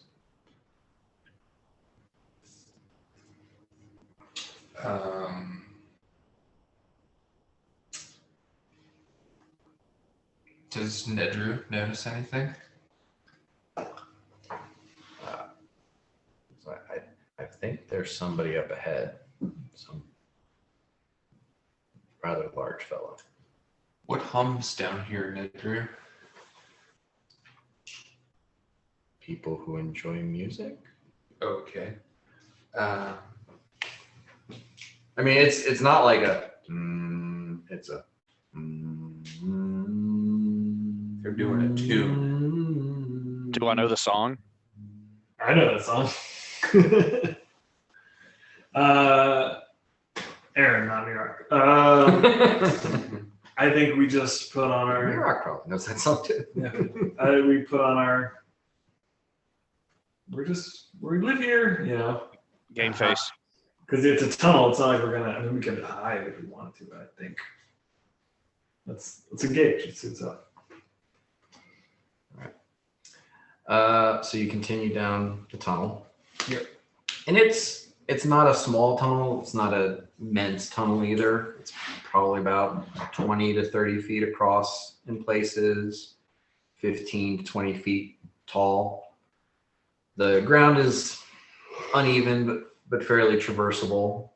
Largo has a little bit of trouble sometimes, but for the most part, you guys are doing fine. Mm-hmm.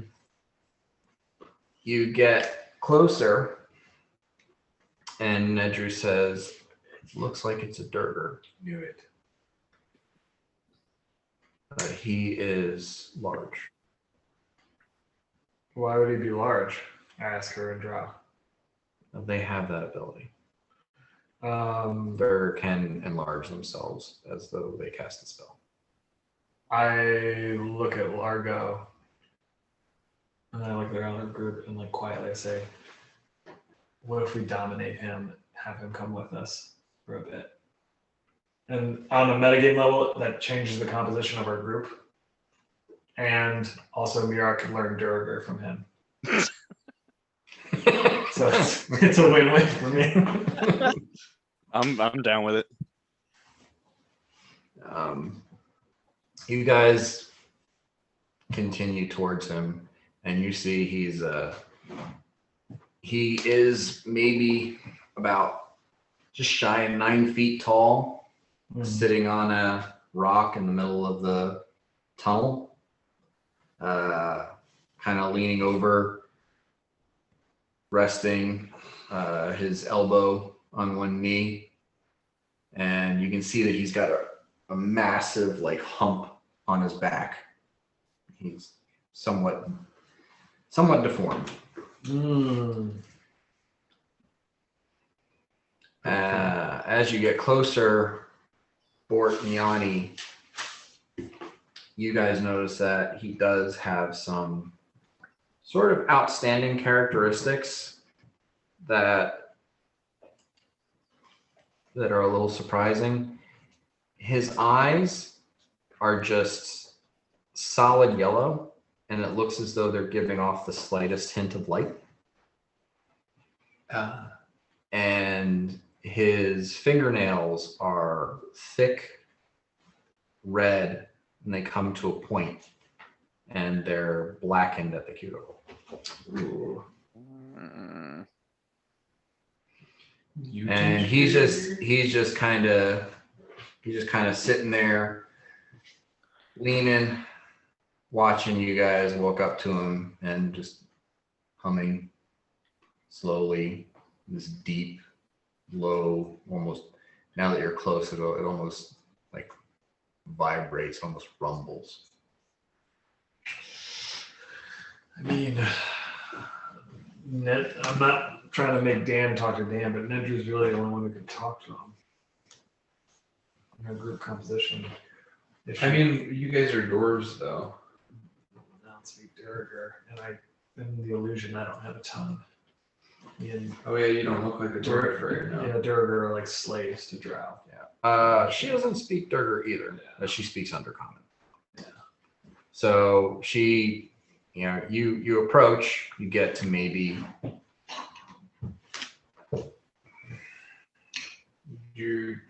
let's say 15 feet away. Here's a guy. And she says something in Undercommon. Yep. And he looks at her, and then he looks past her at the rest of you. And he says,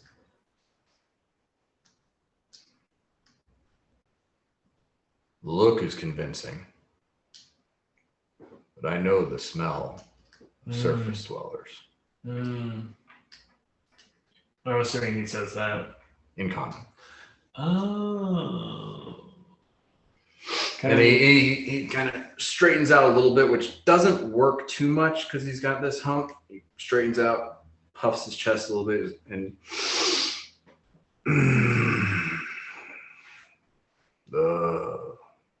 I don't smell any Durgar, but I do smell dwarves. A surface gnome, not a Sverfneblin. And the robust flesh of human. It's a quality cut of meat. And she like kind of turns back and looks at you guys in a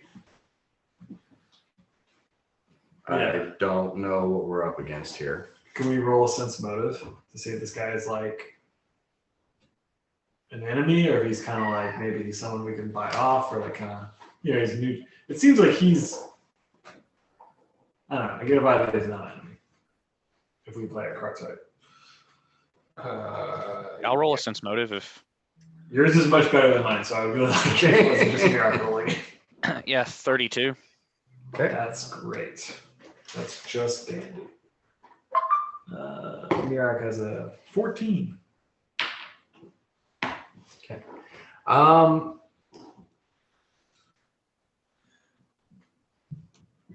Mirok, you're not getting any sense of, any sense of deception. Yeah. As far as intent. Yanni, you are getting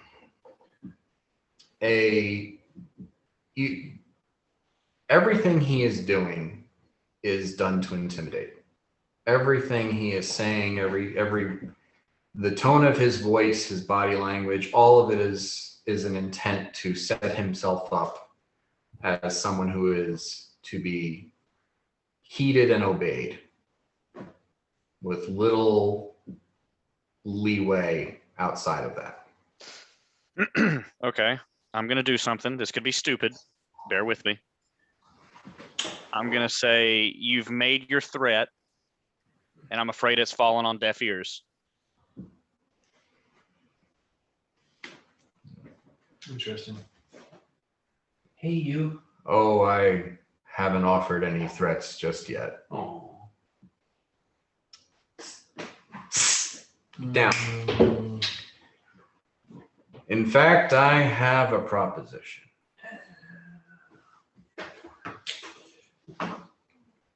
If that's the case, we would be thrilled to hear it.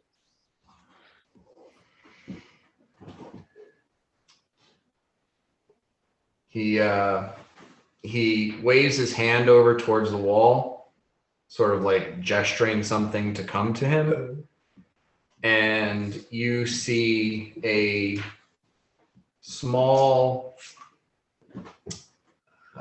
reptilian creature crawl out of a hole in the wall wearing makeshift what looks to be carapace style armor. And this creature comes over. It's red scaled, maybe about 2.5, 3 feet tall. It crawls on 4 legs until it stands up on 2 and comes over. And I think I think all of you recognize this as a kobold. Yeah, it's a red dragon kobold. Huh. And he looks over and he says in Draconic to the kobold, "Are these the ones you saw fight the drow at the bottom of the skywell?" And the kobold, "Yes, master, these are the ones." And he like smacks it in the head and like knocks it across the tunnel into the wall, and it scurries up back into the hole it crawled out of.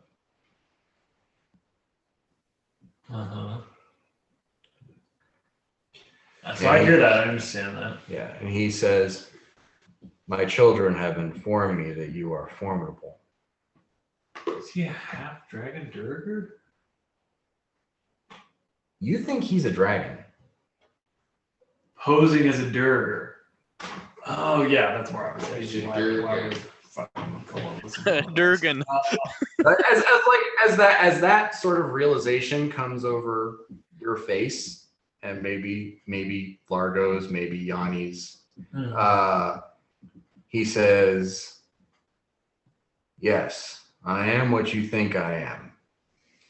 I couldn't fit in this tunnel in my natural form." Mirok in Draconic asks him, "And what is your name?"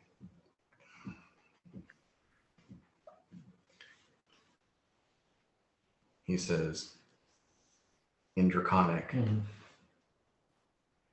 "Do not speak my tongue, you butcher it." And he says in Common, "My name is Grunvorakar. Grunvorakar. And as I said before, I have a proposition for you." You will hear it. You're headed to Thoza, Yes. and you are no friend of the Dark Elves.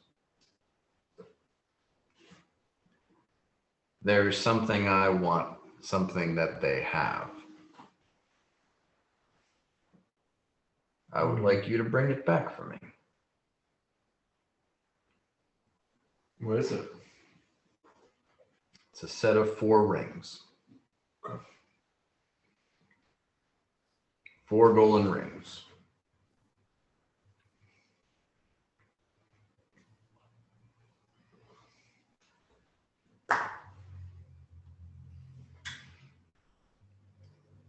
And in They're, exchange, sorry, go ahead. they are held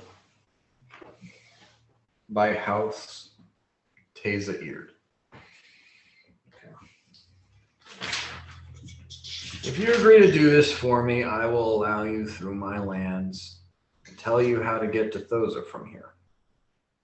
If you don't, I will kill you all and take the magic items you wear as a consolation prize. So he's proposing that we get these 4 golden rings from House Teza-Eared. And in exchange, he is going to tell us where Thoza is. That's the deal. And he'll allow you to live. And allow us to live. Yeah. Okay. Hey, Miron, can we sidebar? Oh, sorry. Yep. Yanni, you get in no uncertain terms that he is certain that he could kill you. Okay. Yeah. He has absolutely every confidence that he could destroy you. Now he is a red dragon, so they're about the most arrogant and prideful of the dragons, and he probably thinks extremely highly of himself. But Yeah. And he's yeah. Yeah. Can we have a cyber discussion in private to weigh his terms?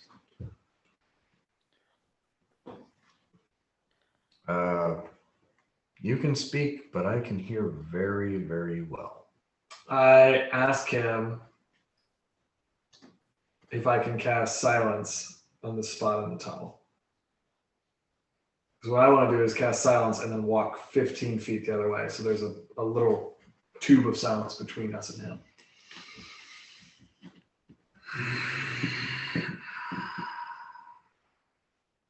Be quick about it. Okay. I cast silence straight on, so he's outside of it, and then I cast it where we are, and then we walk half the distance the other way, so we're kind of on our other side. And on that other side, I first asked Nedru, what does she know about these rings? Because that's her house.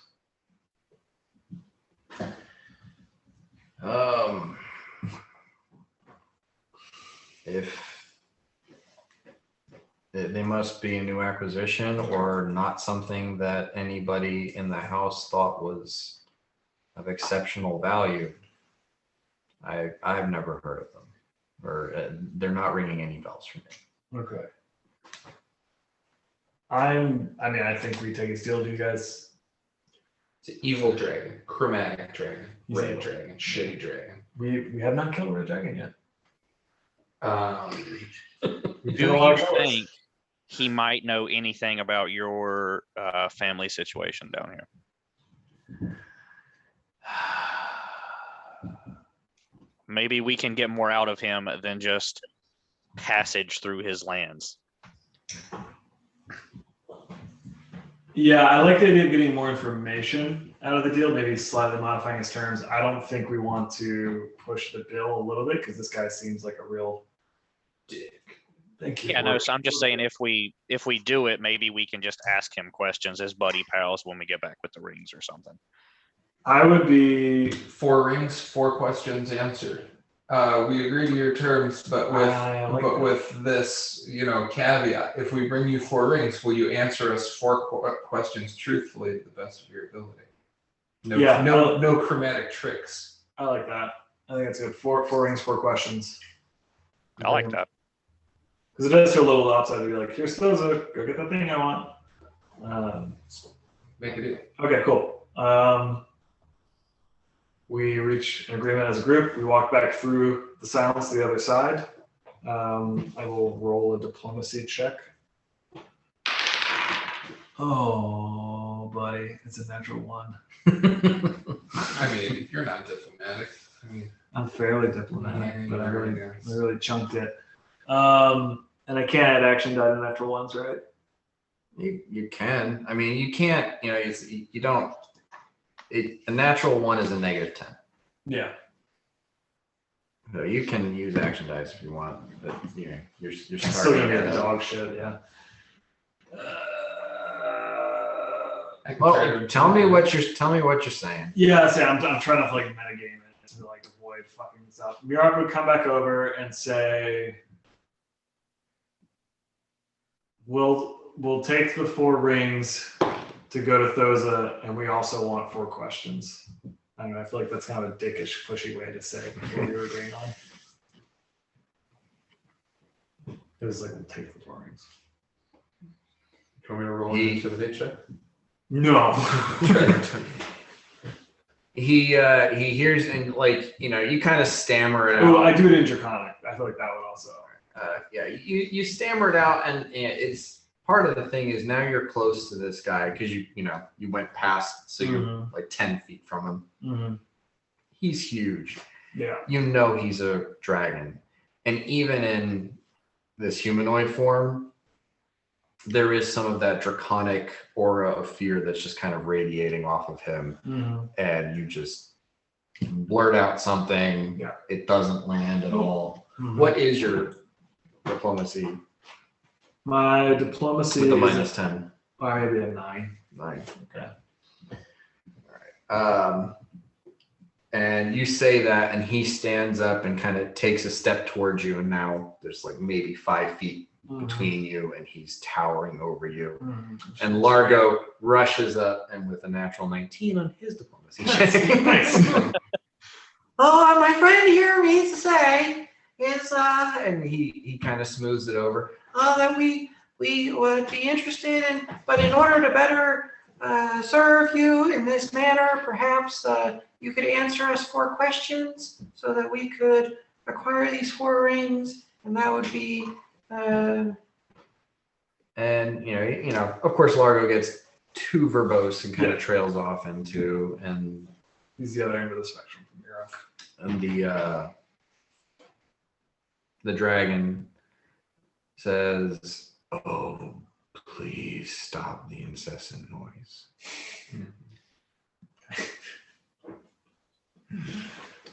This is not a negotiation. I am offering you the chance to survive trespassing in my domain." All right.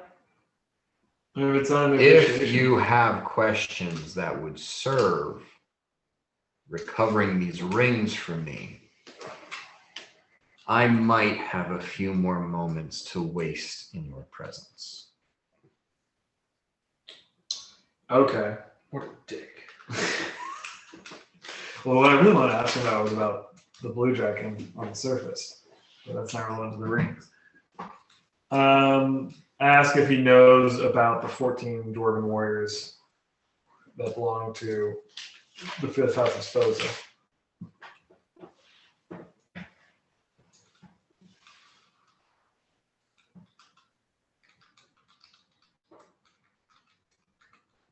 I heard that there was a gilded set of dwarven armor. If you care to bring that back for me as well, I would be pleased. I asked him what is. Nedra would probably know the answer to this. The 5th house of Thoza is known for its necromancy. What is Nedra's is the 4th house of Thoza? Yeah. What is the 4th house known for?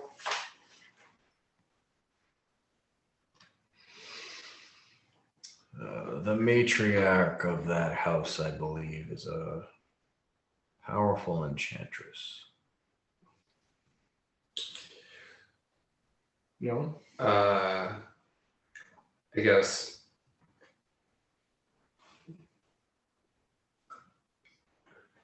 the 4th house of Thoza has ascended from its rank as 7th house within the last 200 years, and these rings are a recent acquisition. Do these rings have anything to do with their ascendancy in the ranking of the drow hierarchy.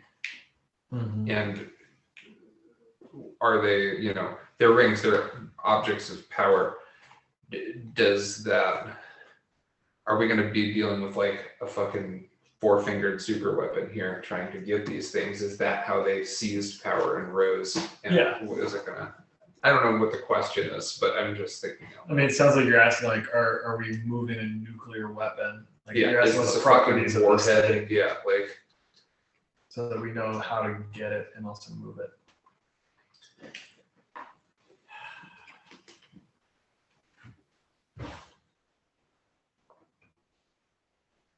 If the short-sighted elves knew what they had,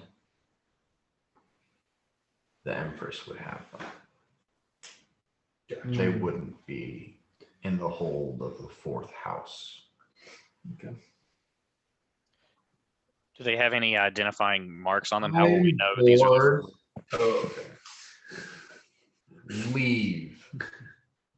And he waves his hand to the other wall, and another kobold scurries out of a hole, carrying a rolled leather scroll, and he hands it to. He's about to hand it to you, and then he hands it to Nedru. Mm-hmm. And he says, Oh, yeah. What happened?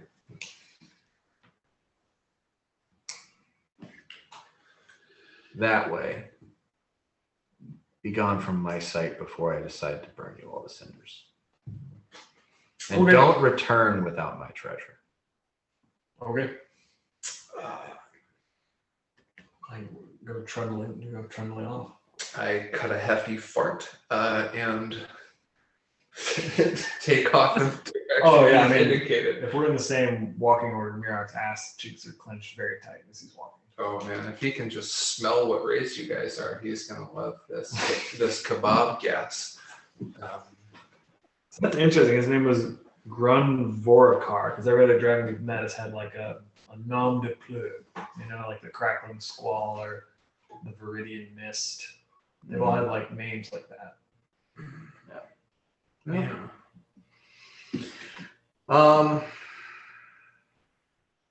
Okay. So give me let's say either a performance check or a fortitude save to try to force out a fart. Oh God, you're gonna shit your pants, Bort. Let's do. I don't have perform. Your fortitude's Let's not do great. fortitude. Not bad. 13. You want to put an action die on that? You want to action die that fart? I mean, How often do you get to do that? action die fart. Nah, I'll take a 13 fart. All Lucky natural. 13. Natural. Nature boy. Okay. Mm-hmm. All right. So you it's kind of one of those whiners. It's like high pitched kind of. It's not a lot, but it's enough. And you guys all start to walk away, and then you hear the dragon's voice saying low, "Orc, wait just a moment." Oh, Make a will save. yeah, right. 22. Okay.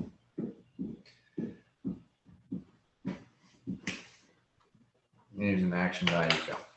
Oh, It was a 21, and I used enough to it's the way push she it up. goes. And yeah, you fail the suggestion, so you do what he says and you wait a moment. Wait a moment. As the rest of the party moves a little further. Cross my arms and I tap my foot and I huff. It's like teacher's holding you back from class. And you sit there and wait and kind of, looking at the party continuing to move, looking back towards him.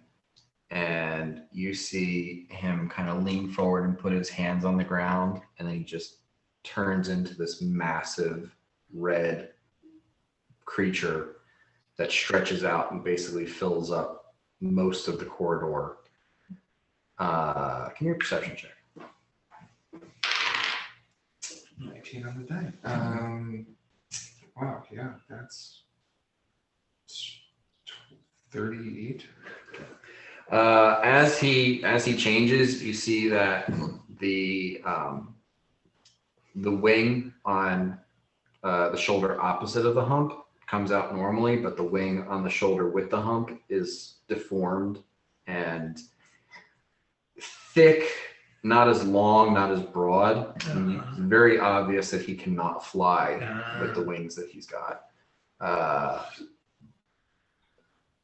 And as he does this, like his head gets, moves down the corridor towards you as his body expands. And he says, "I do not suffer insults."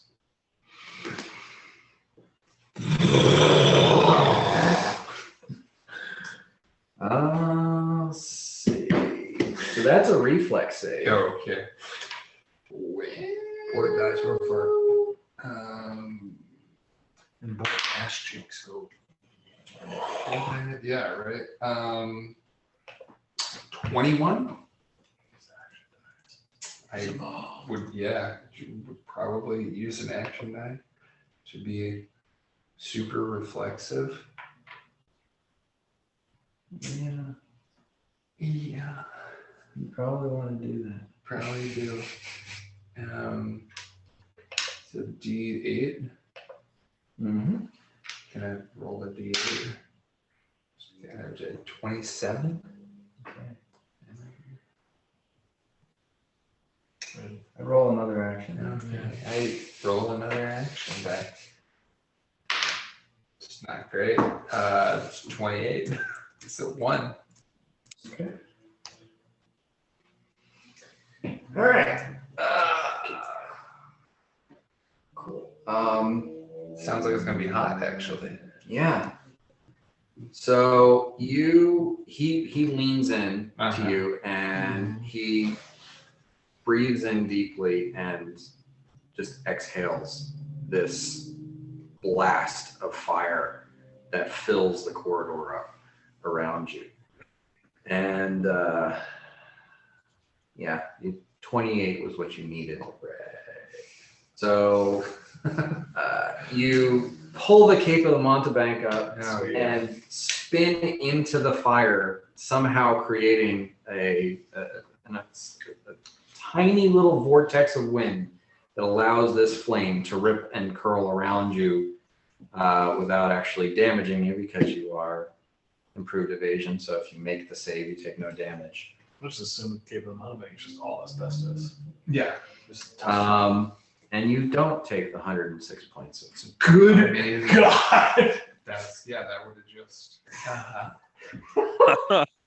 That would just be instant board. Yeah, we would walk. We would Sit- literally walk back over and be sit like, "Hey!" and like drag your charred corpse.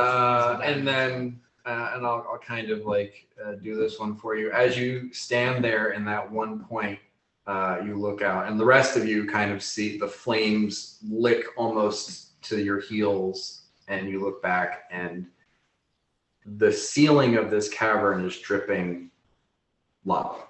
Like he has melted stone in this cavern, and seeing that to get from where you are to your party, you'd have to walk through lava to get there.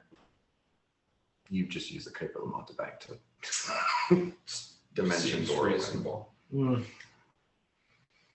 Yeah. And when you get to the other side, you look back and he's standing there back in the Durgar form. And he says, "Don't tempt me twice." Kidding you? I shuffle board back. Yeah. Keep walking. Dude, tell us what you saw. Like, As we dragon. get out of speaking / farting distance, Yeah, I share with you that the dragon is what's his name? Ground Vorkar. Vorkar. Yeah, Big guy. Deformed wing. deformed wing. He's got a lucky fin. He's the Finding Nemo of his race. He's lucky back. Based on that description, Dan, can I like make an educated guess on like the size and age of this dragon? He's very large. And Or is it like he couldn't reach full size? That's a knowledge arcana check. Can Largo do Largo, go. Do Largo stuff. it? Yeah. Yeah. Activate Largo. However, this is actually a Dakuta. Did Oh, yeah, way more. did I notice if it appeared to be like a birth defect, or did it appear to have been damaged irreparably in like battle? Is it congenital or inflicted? Well, okay, so it looked to you like it was a natural. Gotcha. It was like a deformity, not a wound, not a scar. Lucky fin. That wing, like I said, it was thicker and stumpier. It was not viable for flight. As you start walking away, Largo tries to pull up all of the knowledge he has of red dragons and gives a impromptu lecture on dragons, on red dragons specifically. And well, it's very strange to find any subterranean. They generally prefer to be perched on high mountains where they can oversee a large expanse of terrain. But if he can't fly, that may change things. And then he goes on. Red dragons are the largest of the dragon race, so I don't know if that size necessarily means significant age or. They are the most powerful and dangerous of the chromatics, so. And then, like, he kind of like up and down, kind of like he's got points, but he doesn't know if that correlates. And Yeah, valid. Like. And the fact that he can turn a tunnel into lava is probably worth not farting in front of him again. Largo has sending now, right? Yes. So just as we're trudging along, we're walking, I imagine we're not stopped and doing this. And Merrick asks him if he can send to Gideon and ask him if he knows anything about a red dragon with a deformed wing named Grimvorkar. Grimvorkar. Merrick's just trying to ascertain, like, if I don't want to help a red dragon. So, like, maybe someone knows what this guy's goals are, or if he is all chuffed or not. I mean, he wants us to go get 4 powerful objects that are powerful enough that if the Empress of the Drow knew that they existed, Yeah. they would be seized. And Lord of the Rings. Yeah. I'm just saying it's like the Fremen. They have the Fremen, and they don't know it. Empress has the Starry Cars. I got the best thing there. It's the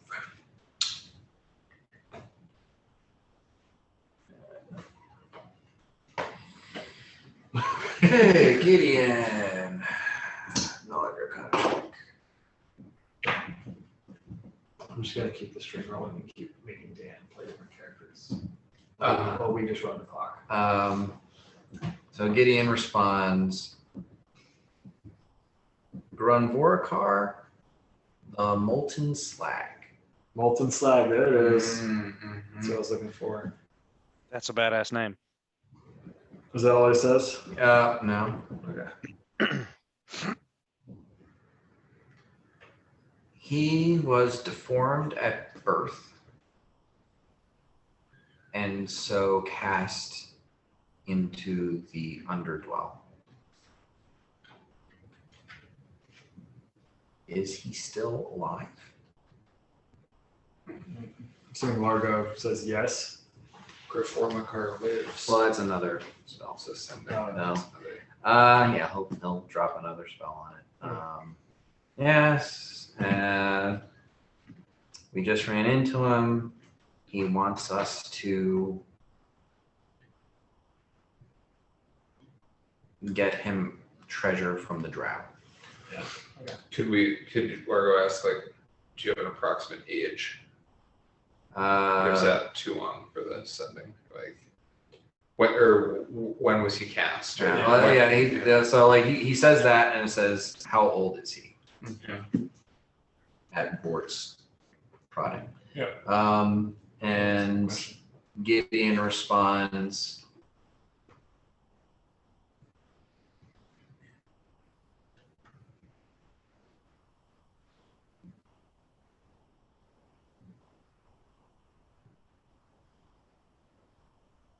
at least 1,000 years or more.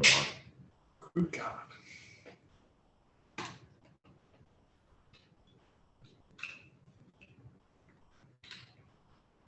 Okay. And then there's a pause, and he says, if you've made a deal with a red dragon, they will hunt you to the ends of the earth if you fail to uphold it. Okay. Well, I'll better learn how to fly then. Sounds like this guy. I mean, that leans Merrick towards like, all right, I don't want to do business with the Red Dragon, but that might just be the cost of this operation. But the idea of like just getting these 4 rings and just piecing out. Not a You great can't option. fly, but there's nothing to stop us from taking a human form and just coming up there and killing all of us. Yeah, I think we're stuck in this. Well, and he cast a spell on Bort. Maybe he doesn't have wings. Yeah. Yeah, oh yeah. That's what I'm saying. It's like he doesn't have wings, but as long as he can just come up to the surface and wreck shit. And just fly magically. Yeah, I think the only way out of this situation is if he hears that we all died, or if we just all Or died. if we just give him these rings. Yeah. Those are the options. Well, Okay, well we'll cross the we'll burn that bridge. Yeah. Yeah, this is the DM being an asshole and forcing this on you guys. Oh, yeah, There she goes. We gotta do something. Gotta do a thing. Adding texture to this. Oh, the this most evil thing? quest. Yeah, you're working for him now. I think when we come back, though, we maybe mention to Mr. Molten Slag about Mr. Crackling's wall. See if he has any thoughts. Okay. Because if he's maybe a haughty red dragon, maybe he's like, fuck that blue dragon. Here's what you need to know.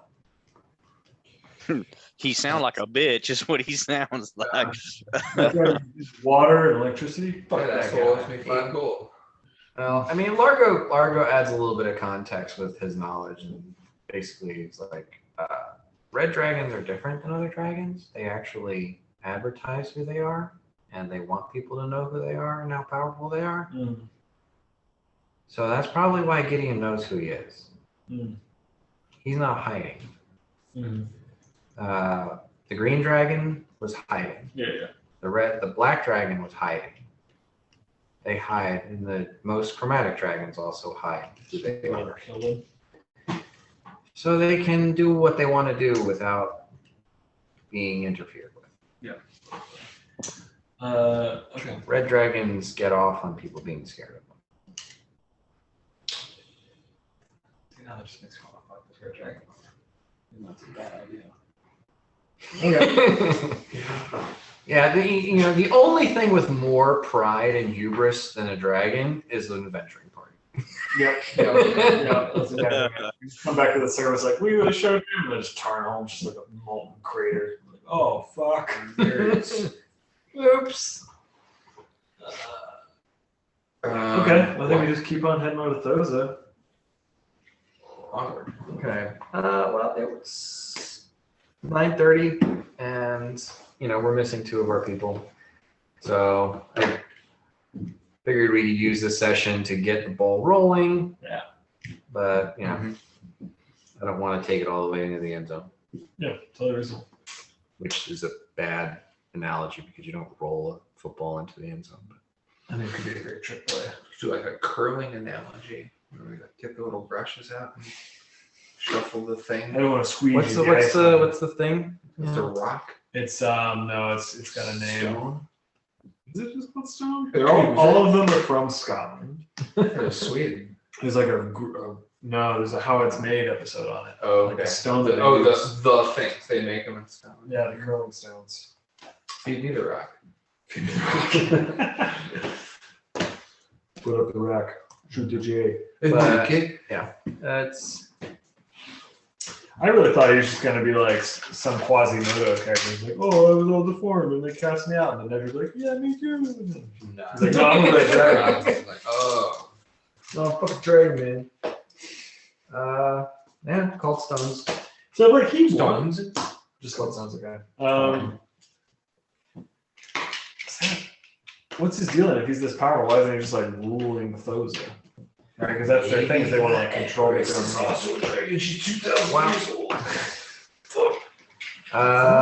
We should go back to our bread and butter. Like, this person's a dragon too. Well, because if a bunch of schmucks go in and steal something, then they're gonna look for a bunch of schmucks. Yeah. If a red dragon comes in and steals something, they're gonna look for a red dragon. And Thoza has very powerful people in it. And the dark elves are also very prideful, and they would take an incursion by a dragon into their city as a very serious offense that they would probably mobilize against. Not to mention, red dragons have massive hordes. Yeah. So, yeah, he's hoping to foist the heat off on people who they'll search for that are not him. He's looking for some rubes. Yeah, He's looking for some patsies. He found some I patsies. found some. Some mark-ass tricks. Right. Yeah. Well, I mean, you know, like if he pissed off somebody in Thoza, he'd have to deal with Thoza. If he pisses off you, he only has to deal with you. They're a whole civilization, and we're a couple of guys. Some pals, some chums. I just want to complete our chromatic dragon collection. Yeah. Just how like you come into Our infinity gauntlet of dragons. yeah, you come into Houndsons and you just have like a tooth from each one. Yeah. You don't have one. Dragon team. Dragon kids. Well, you have to. Don't forget, you got to bring something back for Erica. I do.